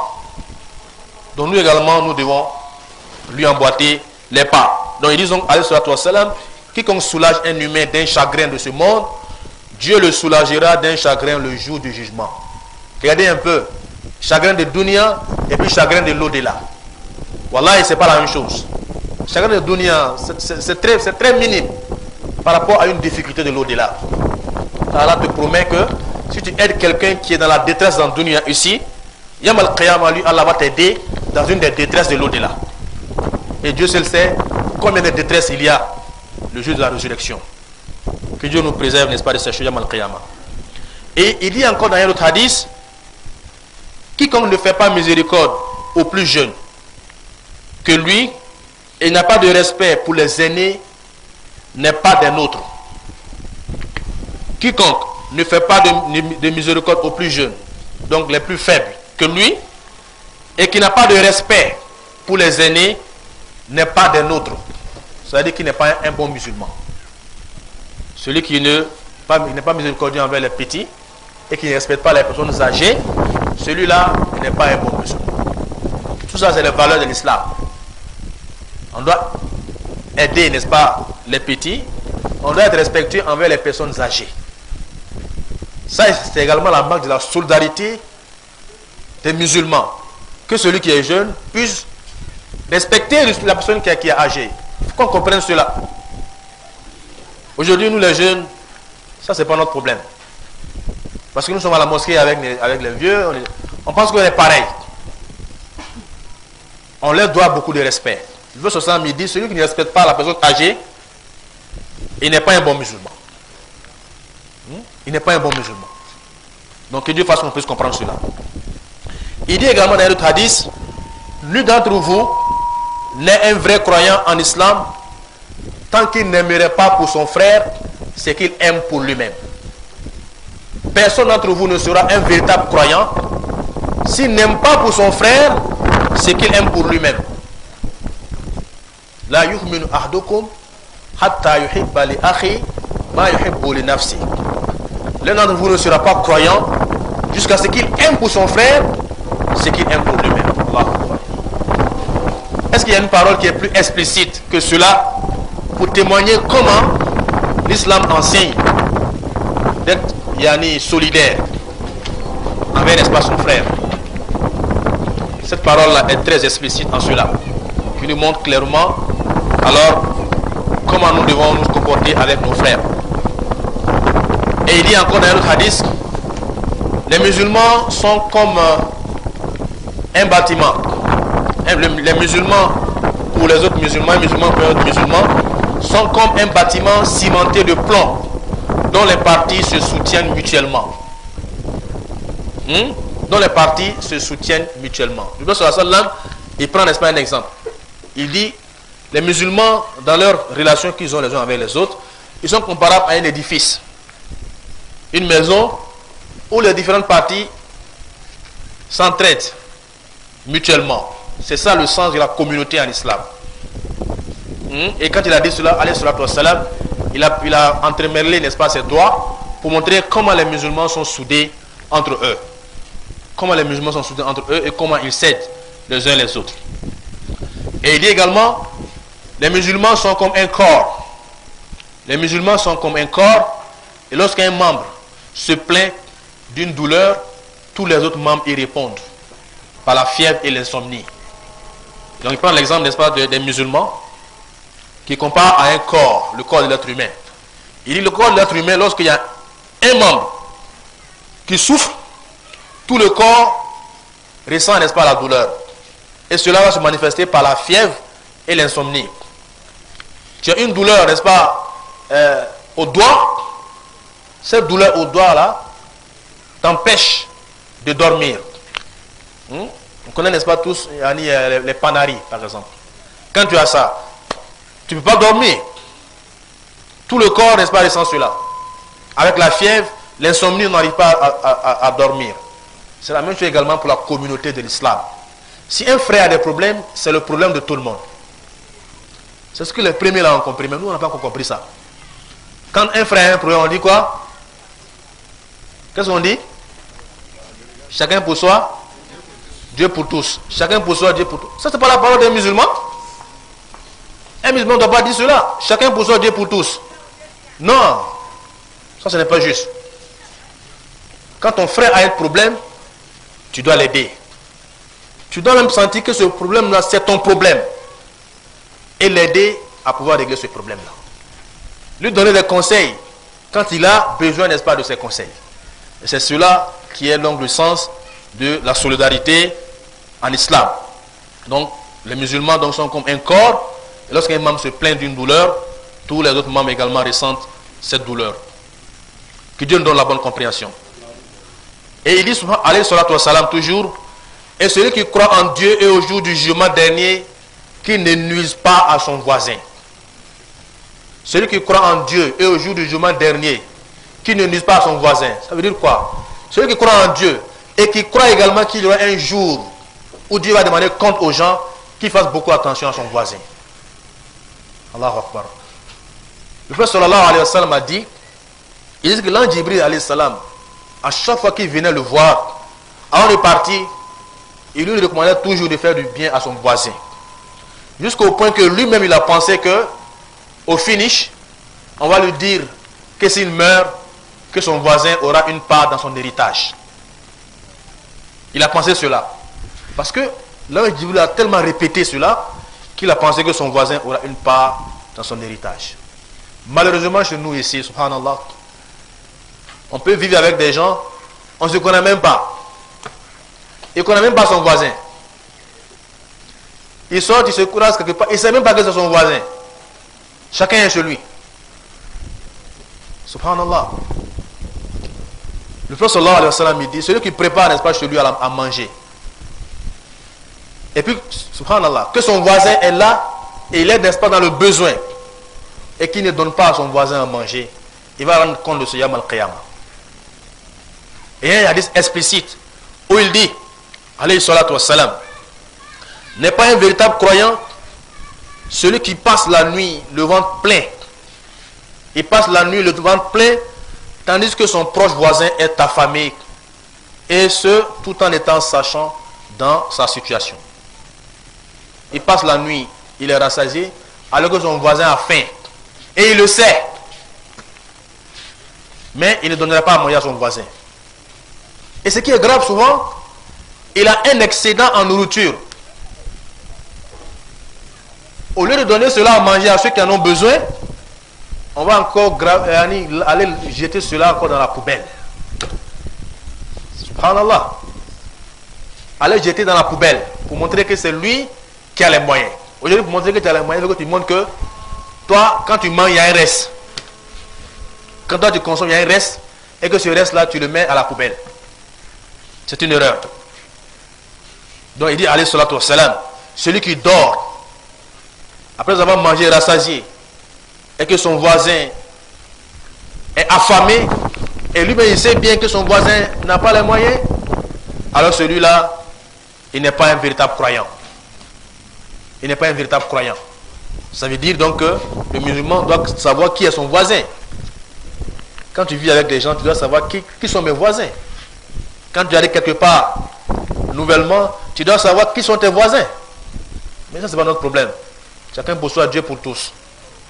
Ok, ça c'est une erreur et que Dieu nous aide.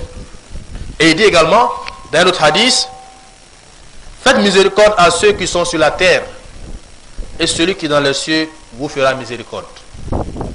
Irhamu man fil ard, yarhamukum man fis sama. Si vous faites miséricorde à ceux qui sont sur la terre, celui qui est dans les cieux, qui est Allah subhanahu wa ta'ala, yarhamukum, il va vous faire miséricorde également. Et il dit également, alayhi salatu wa salam, Ar-Rahimun yarhamuhumur Rahman. Ar-Rahimun yarhamuhumur Rahman. Les miséricordieux, ceux qui sont miséricordieux envers les gens sur la terre, yarhamuhumur Rahman. Le tout miséricordieux leur fera miséricorde. Vous voyez. Donc tout ça est prôné donc par le prophète Mohammed, alayhi salatu wa salam, donc à travers ces hadiths qui sont authentiques. Vous voyez. Et si nous regardons un peu le sermon d'adieu du prophète sallallahu alayhi wa sallam, nous allons voir que ce sermon-là, il est vraiment plein d'enseignements. Le sermon d'adieu du prophète sallallahu alayhi wa sallam. Il est important que tout musulman connaisse cela. Si possible, qu'on connaisse cela par cœur. Les dernières paroles que le prophète sallallahu alayhi wa sallam a prononcées, ou encore qu'il a dit à sa communauté. Regardez un peu aujourd'hui ce que les gens utilisent, que les droits de l'homme, etc. Vous allez voir qu'ils ont pris, n'est-ce pas, des parties de ce sermon-là, qu'ils ont mis dans leurs écrits. Mais nous, les musulmans, aujourd'hui, on ne connaît même pas ça. Le prophète sallallahu alayhi wa sallam, pendant son sermon d'adieu, il a dit à ceux qui étaient là ce jour, oh les gens, écoutez mes paroles, car je ne sais pas s'il me sera accordé une autre année pour me trouver parmi vous en ce lieu. Je ne sais pas si je vais vivre encore après cette année. Votre vie et vos biens sont sacrés et inviolables pour les uns les autres, jusqu'à ce que vous paraissiez devant le Seigneur. Comme ce jour de ce mois est sacré pour tous. Et retenez que vous aurez à apparaître devant votre Seigneur et qui vous demandera des comptes de tous vos actes. Ô les gens, vous avez des droits sur vos épouses et vos épouses ont des droits sur vous.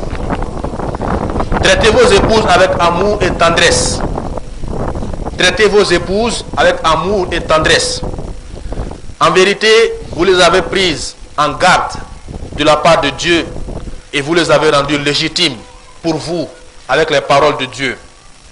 Soyez toujours fidèles à vos engagements et évitez les péchés. Soyez toujours fidèles à vos engagements et évitez les péchés. Dorénavant, la vengeance du sang du temps de l'ignorance et du paganisme est interdite et la vendetta est abolie. Et vos esclaves, prenez garde de les nourrir de la même nourriture que vous mangez. Et vos esclaves, prenez garde de les nourrir de la même nourriture que vous mangez, de les habiller du même tissu que vous portez. Et s'ils commettent une faute que vous n'êtes pas enclin à pardonner, alors séparez-vous d'eux, car ils sont les serviteurs du Seigneur et ne doivent pas être maltraités. Et ne doivent pas être maltraités. Ô les gens, écoutez mes paroles et comprenez-les. Sachez que tous les musulmans sont frères les uns des autres. Vous ne formez qu'une fraternité. Rien qui appartient à un autre n'est licite pour son frère, à moins que ce soit accordé librement par bonté. Gardez-vous de commettre l'injustice, comme ce jour de ce mois, dans ce territoire sacré et inviolable.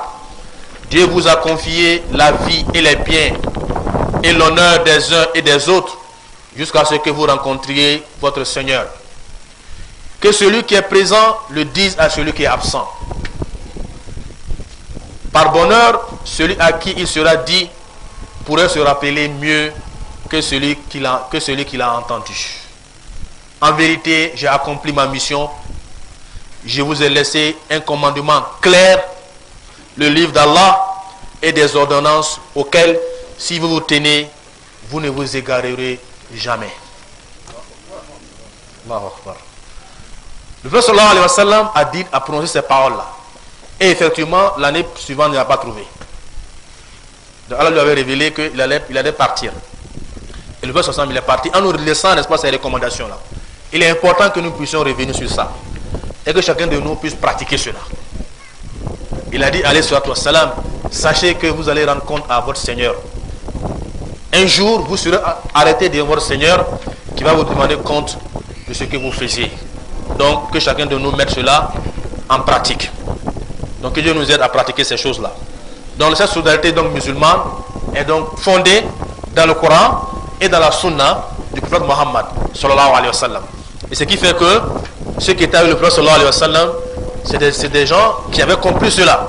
Et comme on a dit au début, ceux-là étaient des vrais musulmans. Parce qu'ils avaient des bons comportements. C'est pour ça que l'imam Malik il a dit, rahimahullah, il dit le sort de cette communauté ne pourra s'améliorer qu'avec ce qui a amélioré le sort de leurs prédécesseurs. Et ce qui n'était pas de l'islam à leur époque ne pourrait être de l'islam aujourd'hui. Donc si on veut améliorer notre situation aujourd'hui, chers frères et chères sœurs, on doit retourner à la situation des premiers musulmans. C'est pas se mettre en retard. Il y en a qui disent qu'on se met en retard. Et si on dit de retourner aux premiers musulmans, on se met en retard. Subhanallah. On ne se met pas en retard. En matière de croyance et d'adoration, on ne se met pas en retard. On ne dit pas de retourner, n'est-ce pas, à leur manière de vivre. Parce que Allah a fait que chaque fois que nous évoluons, il y a des choses qui arrivent, qui ne sont pas forcément rattachées à la religion. Des choses matérielles, etc. On ne peut pas retourner à leur mode de vie avec ça. Mais on va retourner à leur mode de vie en se conformant à leur croyance, à leur comportement, à leur pratique de l'islam. Donc ceux-là étaient vraiment, vraiment solidaires.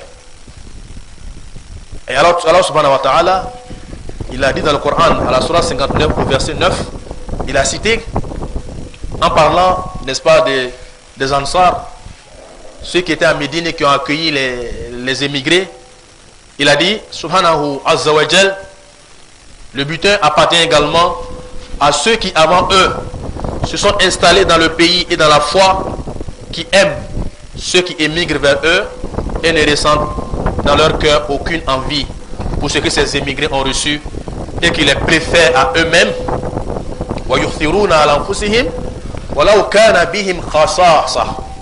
Et qui les préfèrent à eux-mêmes, même s'il y a pénurie chez eux. Il les préfère à eux-mêmes, même s'il y a pénurie chez eux. Il est prêt que son frère puisse avoir le bien. Mais si lui-même il n'a pas eu, cela ne lui pose pas de problème. Et on rapporte que ce verset a été révélé lorsque, à Médine, il y a un pauvre qui est venu. Et quand il est arrivé, il allait voir le prophète sallallahu alayhi wa sallam. Il n'avait pas à manger. Le prophète sallallahu alayhi wa sallam a demandé au compagnon qui était avec lui, qui est prêt à héberger ce monsieur-là pour cette nuit? Qui est prêt à l'héberger? C'est un pauvre.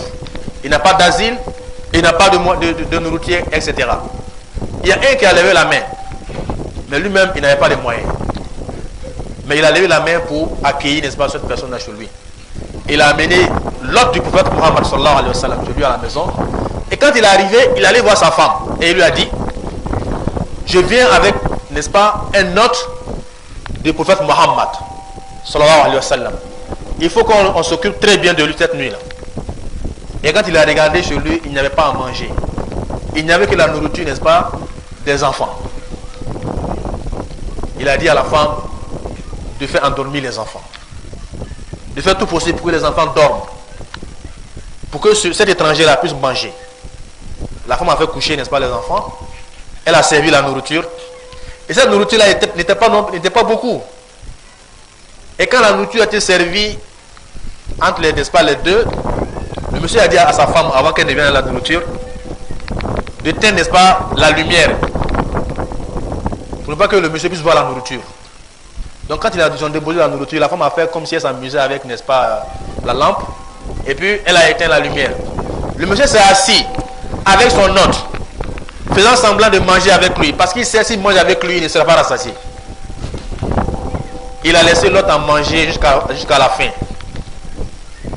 Et on a rallumé la lumière, le monsieur a bien mangé. Il lui a donné un endroit pour se reposer. Et le lendemain, quand il est venu avec l'autre chez le prophète sallallahu alayhi wa sallam, avant qu'il nous adresse au prophète sallallahu alayhi wa sallam, le peuple lui a dit, oh toi un tel, Dieu a été vraiment satisfait de ce que tu as fait la nuit dernière. Avant même qu'il ne l'informe. Alors tu as informé le prophète Muhammad sallallahu alayhi wa sallam.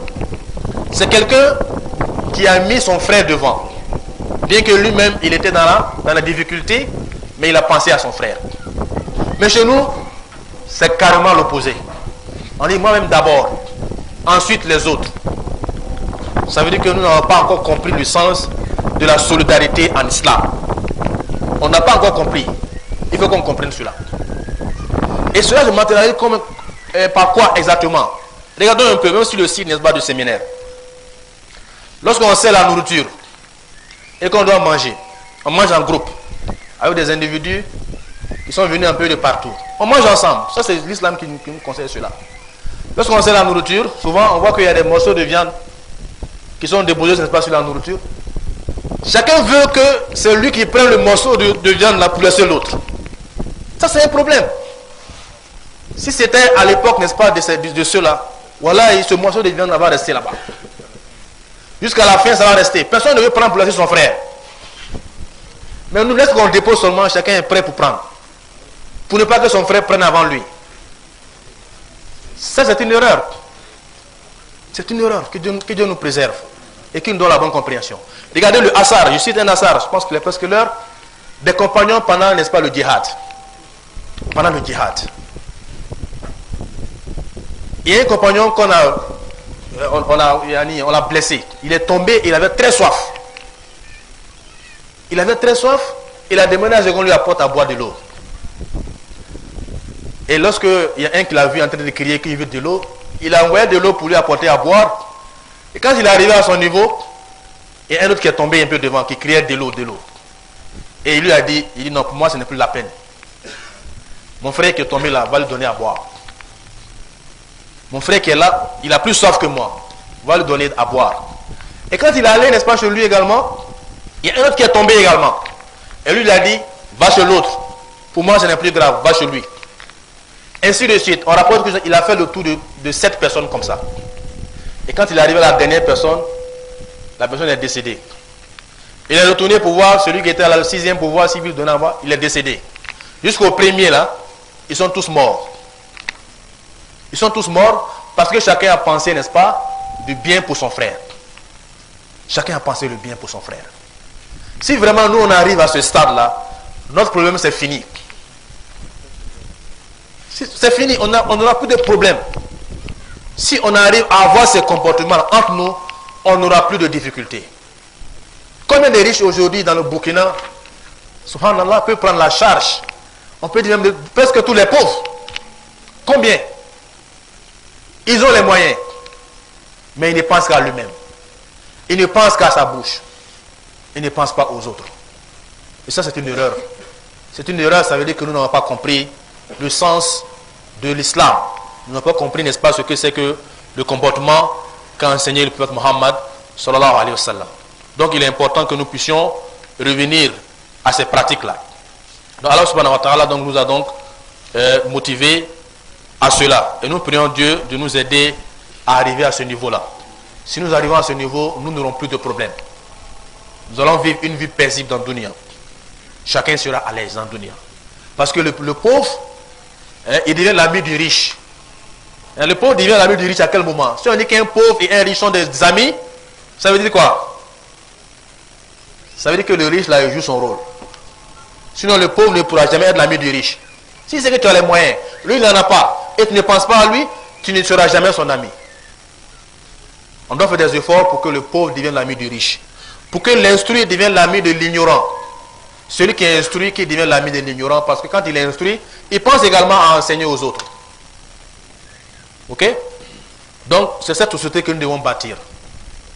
Hein? C'est ce qui a été prôné par Allah subhanahu wa ta'ala et par son prophète Mohammed sallallahu alayhi wa sallam. Que chacun donc joue son rôle. Que celui qui est fort puisse venir en aide à celui qui est faible. Et que tout le monde est concerné par cela. D'accord? Donc que nous prenons la solidarité, que ce soit matérielle, la solidarité morale, la solidarité intellectuelle, dans la mesure de nos possibilités. Partout, on doit être solidaire. Ok? Une personne qui a la science ne doit pas cacher sa science. On doit apprendre à ceux qui ne savent pas. Tu as les moyens, tu dois en donner à ceux qui n'en ont pas. Tu es fort, il y a quelqu'un qui est dans le besoin, qui veut de ton aide, il faut l'aider, etc. C'est en faisant cela que nous allons effectivement bâtir la communauté qui est la meilleure des communautés. Quand Dieu dit subhanahu wa ta'ala, kuntum khayra ummatin ukhrijat linnas, vous êtes la meilleure des communautés qu'on a fait sortir pour les gens. Dieu dit que nous sommes les meilleurs. Mais aujourd'hui, quand on regarde, on va dire, mais on dit que nous sommes les meilleurs. Mais on ne voit pas où on est meilleur là. Les autres là sont devant nous, partout. Parce que nous-mêmes on a laissé l'islam. Kuntum khayra ummatin, ce verset d'abord c'est adressé à qui? À ceux qui étaient à l'époque du prophète sallallahu alayhi wa sallam. Vous là, vous êtes la meilleure des communautés. Mais ceux qui sont venus après, pour qu'ils soient la meilleure des communautés, ils doivent suivre les traces de ceux-là. Si on ne suit pas les traces, on ne sera pas la meilleure des communautés. On sera toujours dominé par les autres. Hein? Ceux qui ne croient pas en Allah vont toujours nous dominer. Nous avons vu que les compagnons du prophète sallallahu alayhi wa sallam ont dominé le monde. Pendant combien de temps? Pendant près de 8 siècles. Ils ont dominé le monde. Parce qu'ils avaient la religion. Parce qu'ils pratiquaient véritablement l'islam. Ils ont dominé le monde. Mais aujourd'hui, les musulmans, on a laissé la religion. Ce qui nous intéresse, c'est notre business. Hein? Notre business. Ça seulement qui nous intéresse. Mais notre religion, ce n'est pas notre problème. Que Dieu nous aide à bien comprendre ces choses et qu'il nous donne la bonne compréhension de la religion et qu'il fasse de nous des croyants sincères et pieux. Alors, je vais terminer par mentionner, n'est-ce pas, cet aspect qui est très important. Ce qui amène aujourd'hui les musulmans, on dit que les musulmans ne sont pas, qui sont absents dans le domaine, n'est-ce pas, du social, c'est parce que la plupart, on voit des musulmans qui agissent, mais ils agissent un peu secrètement. On ne les voit pas. C'est bien d'agir de manière secrète pour ne pas qu'il y ait l'ostentation. Ça, c'est la base. Mais souvent, il est recommandé également de faire voir ce que nous faisons, pour que cela puisse amener les autres également à le faire. Dans la sourate Baqara, Allah subhanahu wa ta'ala a mentionné, n'est-ce pas cela? Ceux qui donnent en public et en secret, Allah subhanahu wa ta'ala les a tous glorifiés. Et donnent en public et en secret. Parce qu'il y a des moments où quand on donne en public, c'est meilleur que de donner en secret.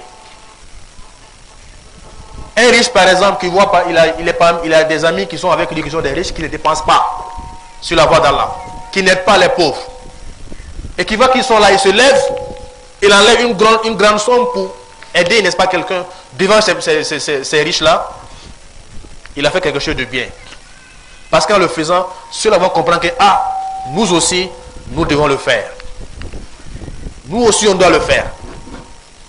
Donc, c'est bon de cacher, n'est-ce pas, ce qu'on fait, mais souvent, il est bon de faire voir cela. Hein? Mais nous, on recherche la face d'Allah subhanahu wa ta'ala. Les autres, ils ne veulent que dunya. Cela ne doit pas nous empêcher, nous également, de faire voir ce que nous faisons. Okay? Il y a les musulmans qui font des dons, okay? à l'action sociale, qui font des dons à des déshérités, etc. C'est bon que nous puissions aujourd'hui faire voir ça aux autres.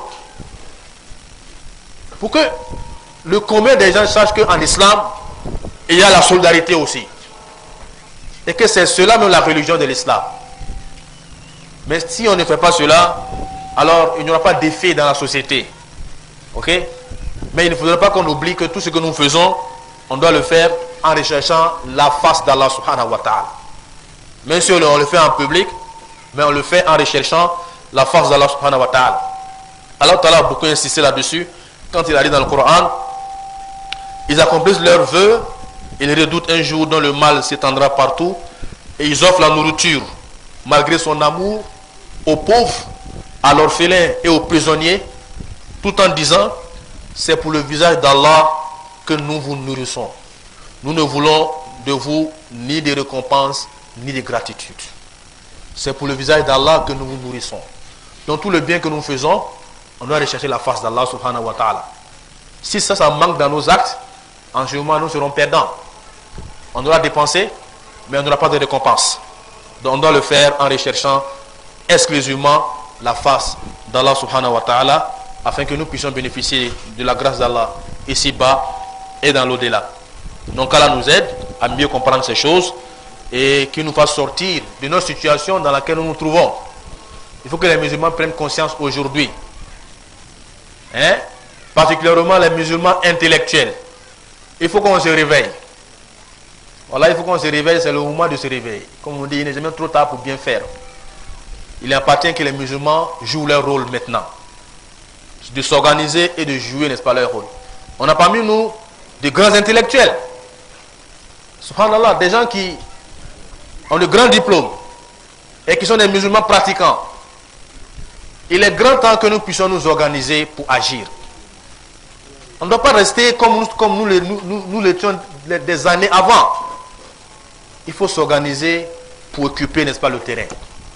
C'est important et ça, cette responsabilité-là incombe aux musulmans intellectuels qui doivent jouer, n'est-ce pas, leur rôle. Et la dernière fois, j'étais à l'hôpital et à la caisse, quand je suis arrivé, il y avait un frère qui était là. C'est un Mauritanien. Alors, j'étais allé avec mon fils en consultation. Et quand j'ai dit, n'est-ce pas, le nom de mon fils, il a dit, que tu es musulman. Que les Sana que lui a vu, effectivement, qui sont tous des musulmans. Il n'a pas vu un Sana qui n'est pas musulman. Et moi, je lui ai dit, mais moi, j'en connais qui ne sont pas musulmans. Mais il dit que ce qui est déplorable, écoutez très bien, ce qui est déplorable, c'est que eux qui sont à l'extérieur, arrivé à un certain moment donné, ils ont posé la question de savoir s'il y a des musulmans intellectuels au Burkina. S'il y a des musulmans intellectuels au Burkina. Pourquoi? Parce que tous ceux qui viennent chez eux, tous ceux qu'ils connaissent, c'est des Pierre, c'est des Grégoire, c'est des Jean, etc. Et ce qui est grave, il y en a qui viennent, qui s'appellent Mohammed, mais il y a un autre nom à côté. Mohammed Ismail. Mohamed Eric. Pour dire que lui, il était musulman, mais maintenant, il est devenu chrétien même protestant. Généralement, c'est eux qui font ça. ils gardent ton nom musulman, puis ils envoient un à côté. C'est une dawa pour eux pour dire, celui-là c'était un musulman, mais il est devenu chrétien. Donc eux, ils se posent la question de savoir, est-ce qu'il y a des musulmans intellectuels au Burkina? Cette parole m'a vraiment touché. Ça veut dire que les musulmans intellectuels au Burkina ne jouent pas leur rôle. Ils se sont mis à côté. Alors qu'ils peuvent beaucoup profiter, n'est-ce pas, au pays, à la religion. Donc, il est grand temps qu'on puisse se réveiller, on peut s'organiser pour occuper, n'est-ce pas, le terrain et montrer aux gens ce que c'est que l'islam. Nul ne peut connaître l'islam sans l'embrasser. Personne ne peut connaître l'islam véritable sans devenir musulman. C'est parce que nous, les musulmans, nous-mêmes, nous avons laissé les vertus de notre religion. Donc, il est grand temps que nous puissions revenir sur cela. Et nous prions Allah subhanahu wa ta'ala de nous aider à revenir sur la pratique authentique de l'islam et que Dieu nous guide dans le droit chemin et qu'il ne nous égare pas après qu'il nous ait guidés. Alors donc je vais m'arrêter ici Inch'Allah et tout en remerciant Allah subhanahu wa ta'ala qui nous a aidés à arriver jusqu'à ce niveau, qu'Allah nous aide et qu'il nous accorde d'autres séances. Non. Alhamdulillah, salatu wassalam ala rasulillah. Vraiment on remercie le frère pour cette intervention. On voit vraiment que nous avons ras le bol. Et si on regarde effectivement sur le terrain, comme nous avons dit, nous sommes absents. Et les musulmans ont beaucoup de problèmes. Dans les services, nous avons des problèmes. Pour celui qui veut pratiquer sa religion, il a des problèmes. Dans les établissements aujourd'hui, nos sœurs ont des problèmes pour le voile qu'elles portent. Et comme le frère il a dit, il est important que les associations islamiques quand même puissent se lever et jouer leur rôle. Aucune association n'a été vue, n'est-ce pas, sur ce terrain pour défendre les droits des musulmans. Donc c'est cet éveil-là, il faut vraiment que cela puisse nous amener à agir. Et il est grand temps qu'on puisse s'organiser. On a beaucoup parlé, maintenant c'est les actions qu'on veut. On a beaucoup parlé, il faut qu'on agisse. Et on prie Allah Ta'ala de nous aider à arriver à cela, Inch'Allah. Qu'Allah nous aide. Alors, que le voisinage, c'est 40 coups à droite, à gauche, derrière, devant. Il n'y a pas en haut dedans. Non, ça, c'est pas des hadiths qui sont authentiques. Ok? Ce pas des hadiths qui sont authentiques. On ne parle pas de nombre de maisons, etc. Celui avec qui tu vis, qui est proche de toi, il est ton voisin. Et tu dois le venir en aide, Inch'Allah, si possible. Bon, alhamdulillah, je pense que ça, c'est la dernière question. Alors, donc, c'est toujours la même chose que nous disons.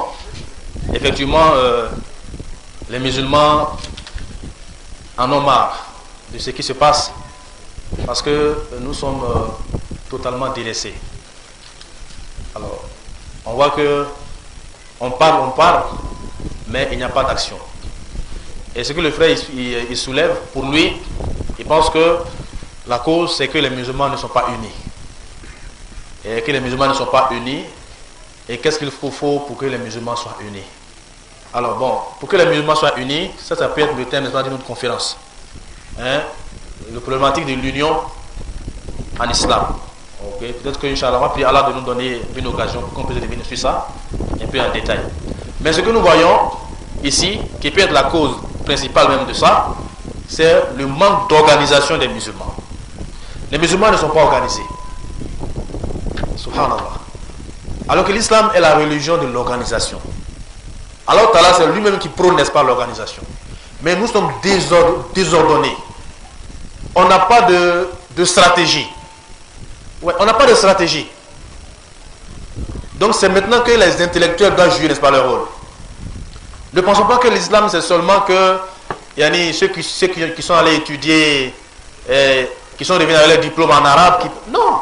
Ceux qui sont intellectuels également peuvent apporter beaucoup à l'islam, du fait de ce qu'ils savent, du point de vue, n'est-ce pas, organisationnel, du point de vue, n'est-ce pas, de la planification, etc. Ça nous manque aujourd'hui. On n'a pas de projet. On n'a rien mis en place. Ça ne peut pas marcher comme ça. Les autres, là, ils ont des projets, ils ont des plans. Plusieurs années. Mais nous, on n'a rien. On n'a rien mis en place. Je pense qu'il faut qu'on s'organise. Le problème, c'est qu'on doit s'organiser. Si on s'organise, on pourra atteindre, n'est-ce pas, nos objectifs. Mais tant qu'on n'a pas d'organisation, on n'a pas d'objectif qu'on veut atteindre, à nous aller seulement, on va toujours avoir des problèmes. Et les gens vont toujours nous dominer. Ils vont toujours nous dominer parce qu'on n'a pas les moyens, n'est-ce pas, de les combattre. Et ça, vous voyez. Donc nous pensons qu'il est grand temps qu'on puisse s'organiser. Que les intellectuels puissent jouer véritablement leur rôle. Et on lance un appel également à nos dirigeants musulmans de penser à donner une place aux intellectuels. Ne pensons pas que les intellectuels, ils sont là seulement que pour venir prier seulement. Ils peuvent également apporter des choses. Regardons un peu actuellement la situation, n'est-ce pas, de notre pays. On a besoin que les intellectuels musulmans puissent être engagés, qu'ils puissent s'engager davantage. Et ça, c'est un appel que nous lançons à nos dirigeants musulmans, qui sachent que les choses ont évolué et qu'ils accordent la place aux intellectuels, qui puissent également jouer leur rôle. Parce que nous voyons qu'il y a des barrières. Il faut lever ces barrières-là et leur permettre d'agir sur le terrain. Il est grand temps que nous puissions agir, Inch'Allah. Et nous prions Allah vraiment de nous aider. Que cela ne se limite pas seulement qu'à parler. Il faut qu'on passe à l'action. Et on va demander l'aide d'Allah Ta'ala pour arriver à cela, Inch'Allah. Qu'Allah nous aide.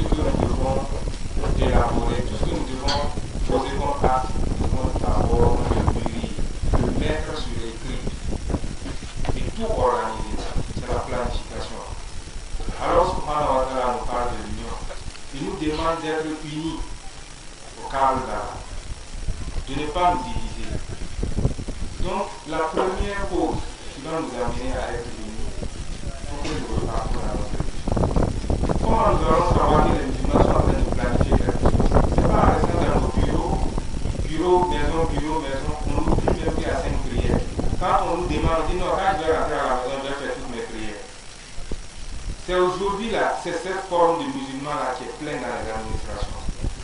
On dit que nous sommes des intellectuels. Nous ne sommes pas des intellectuels. Nous sommes des francophones.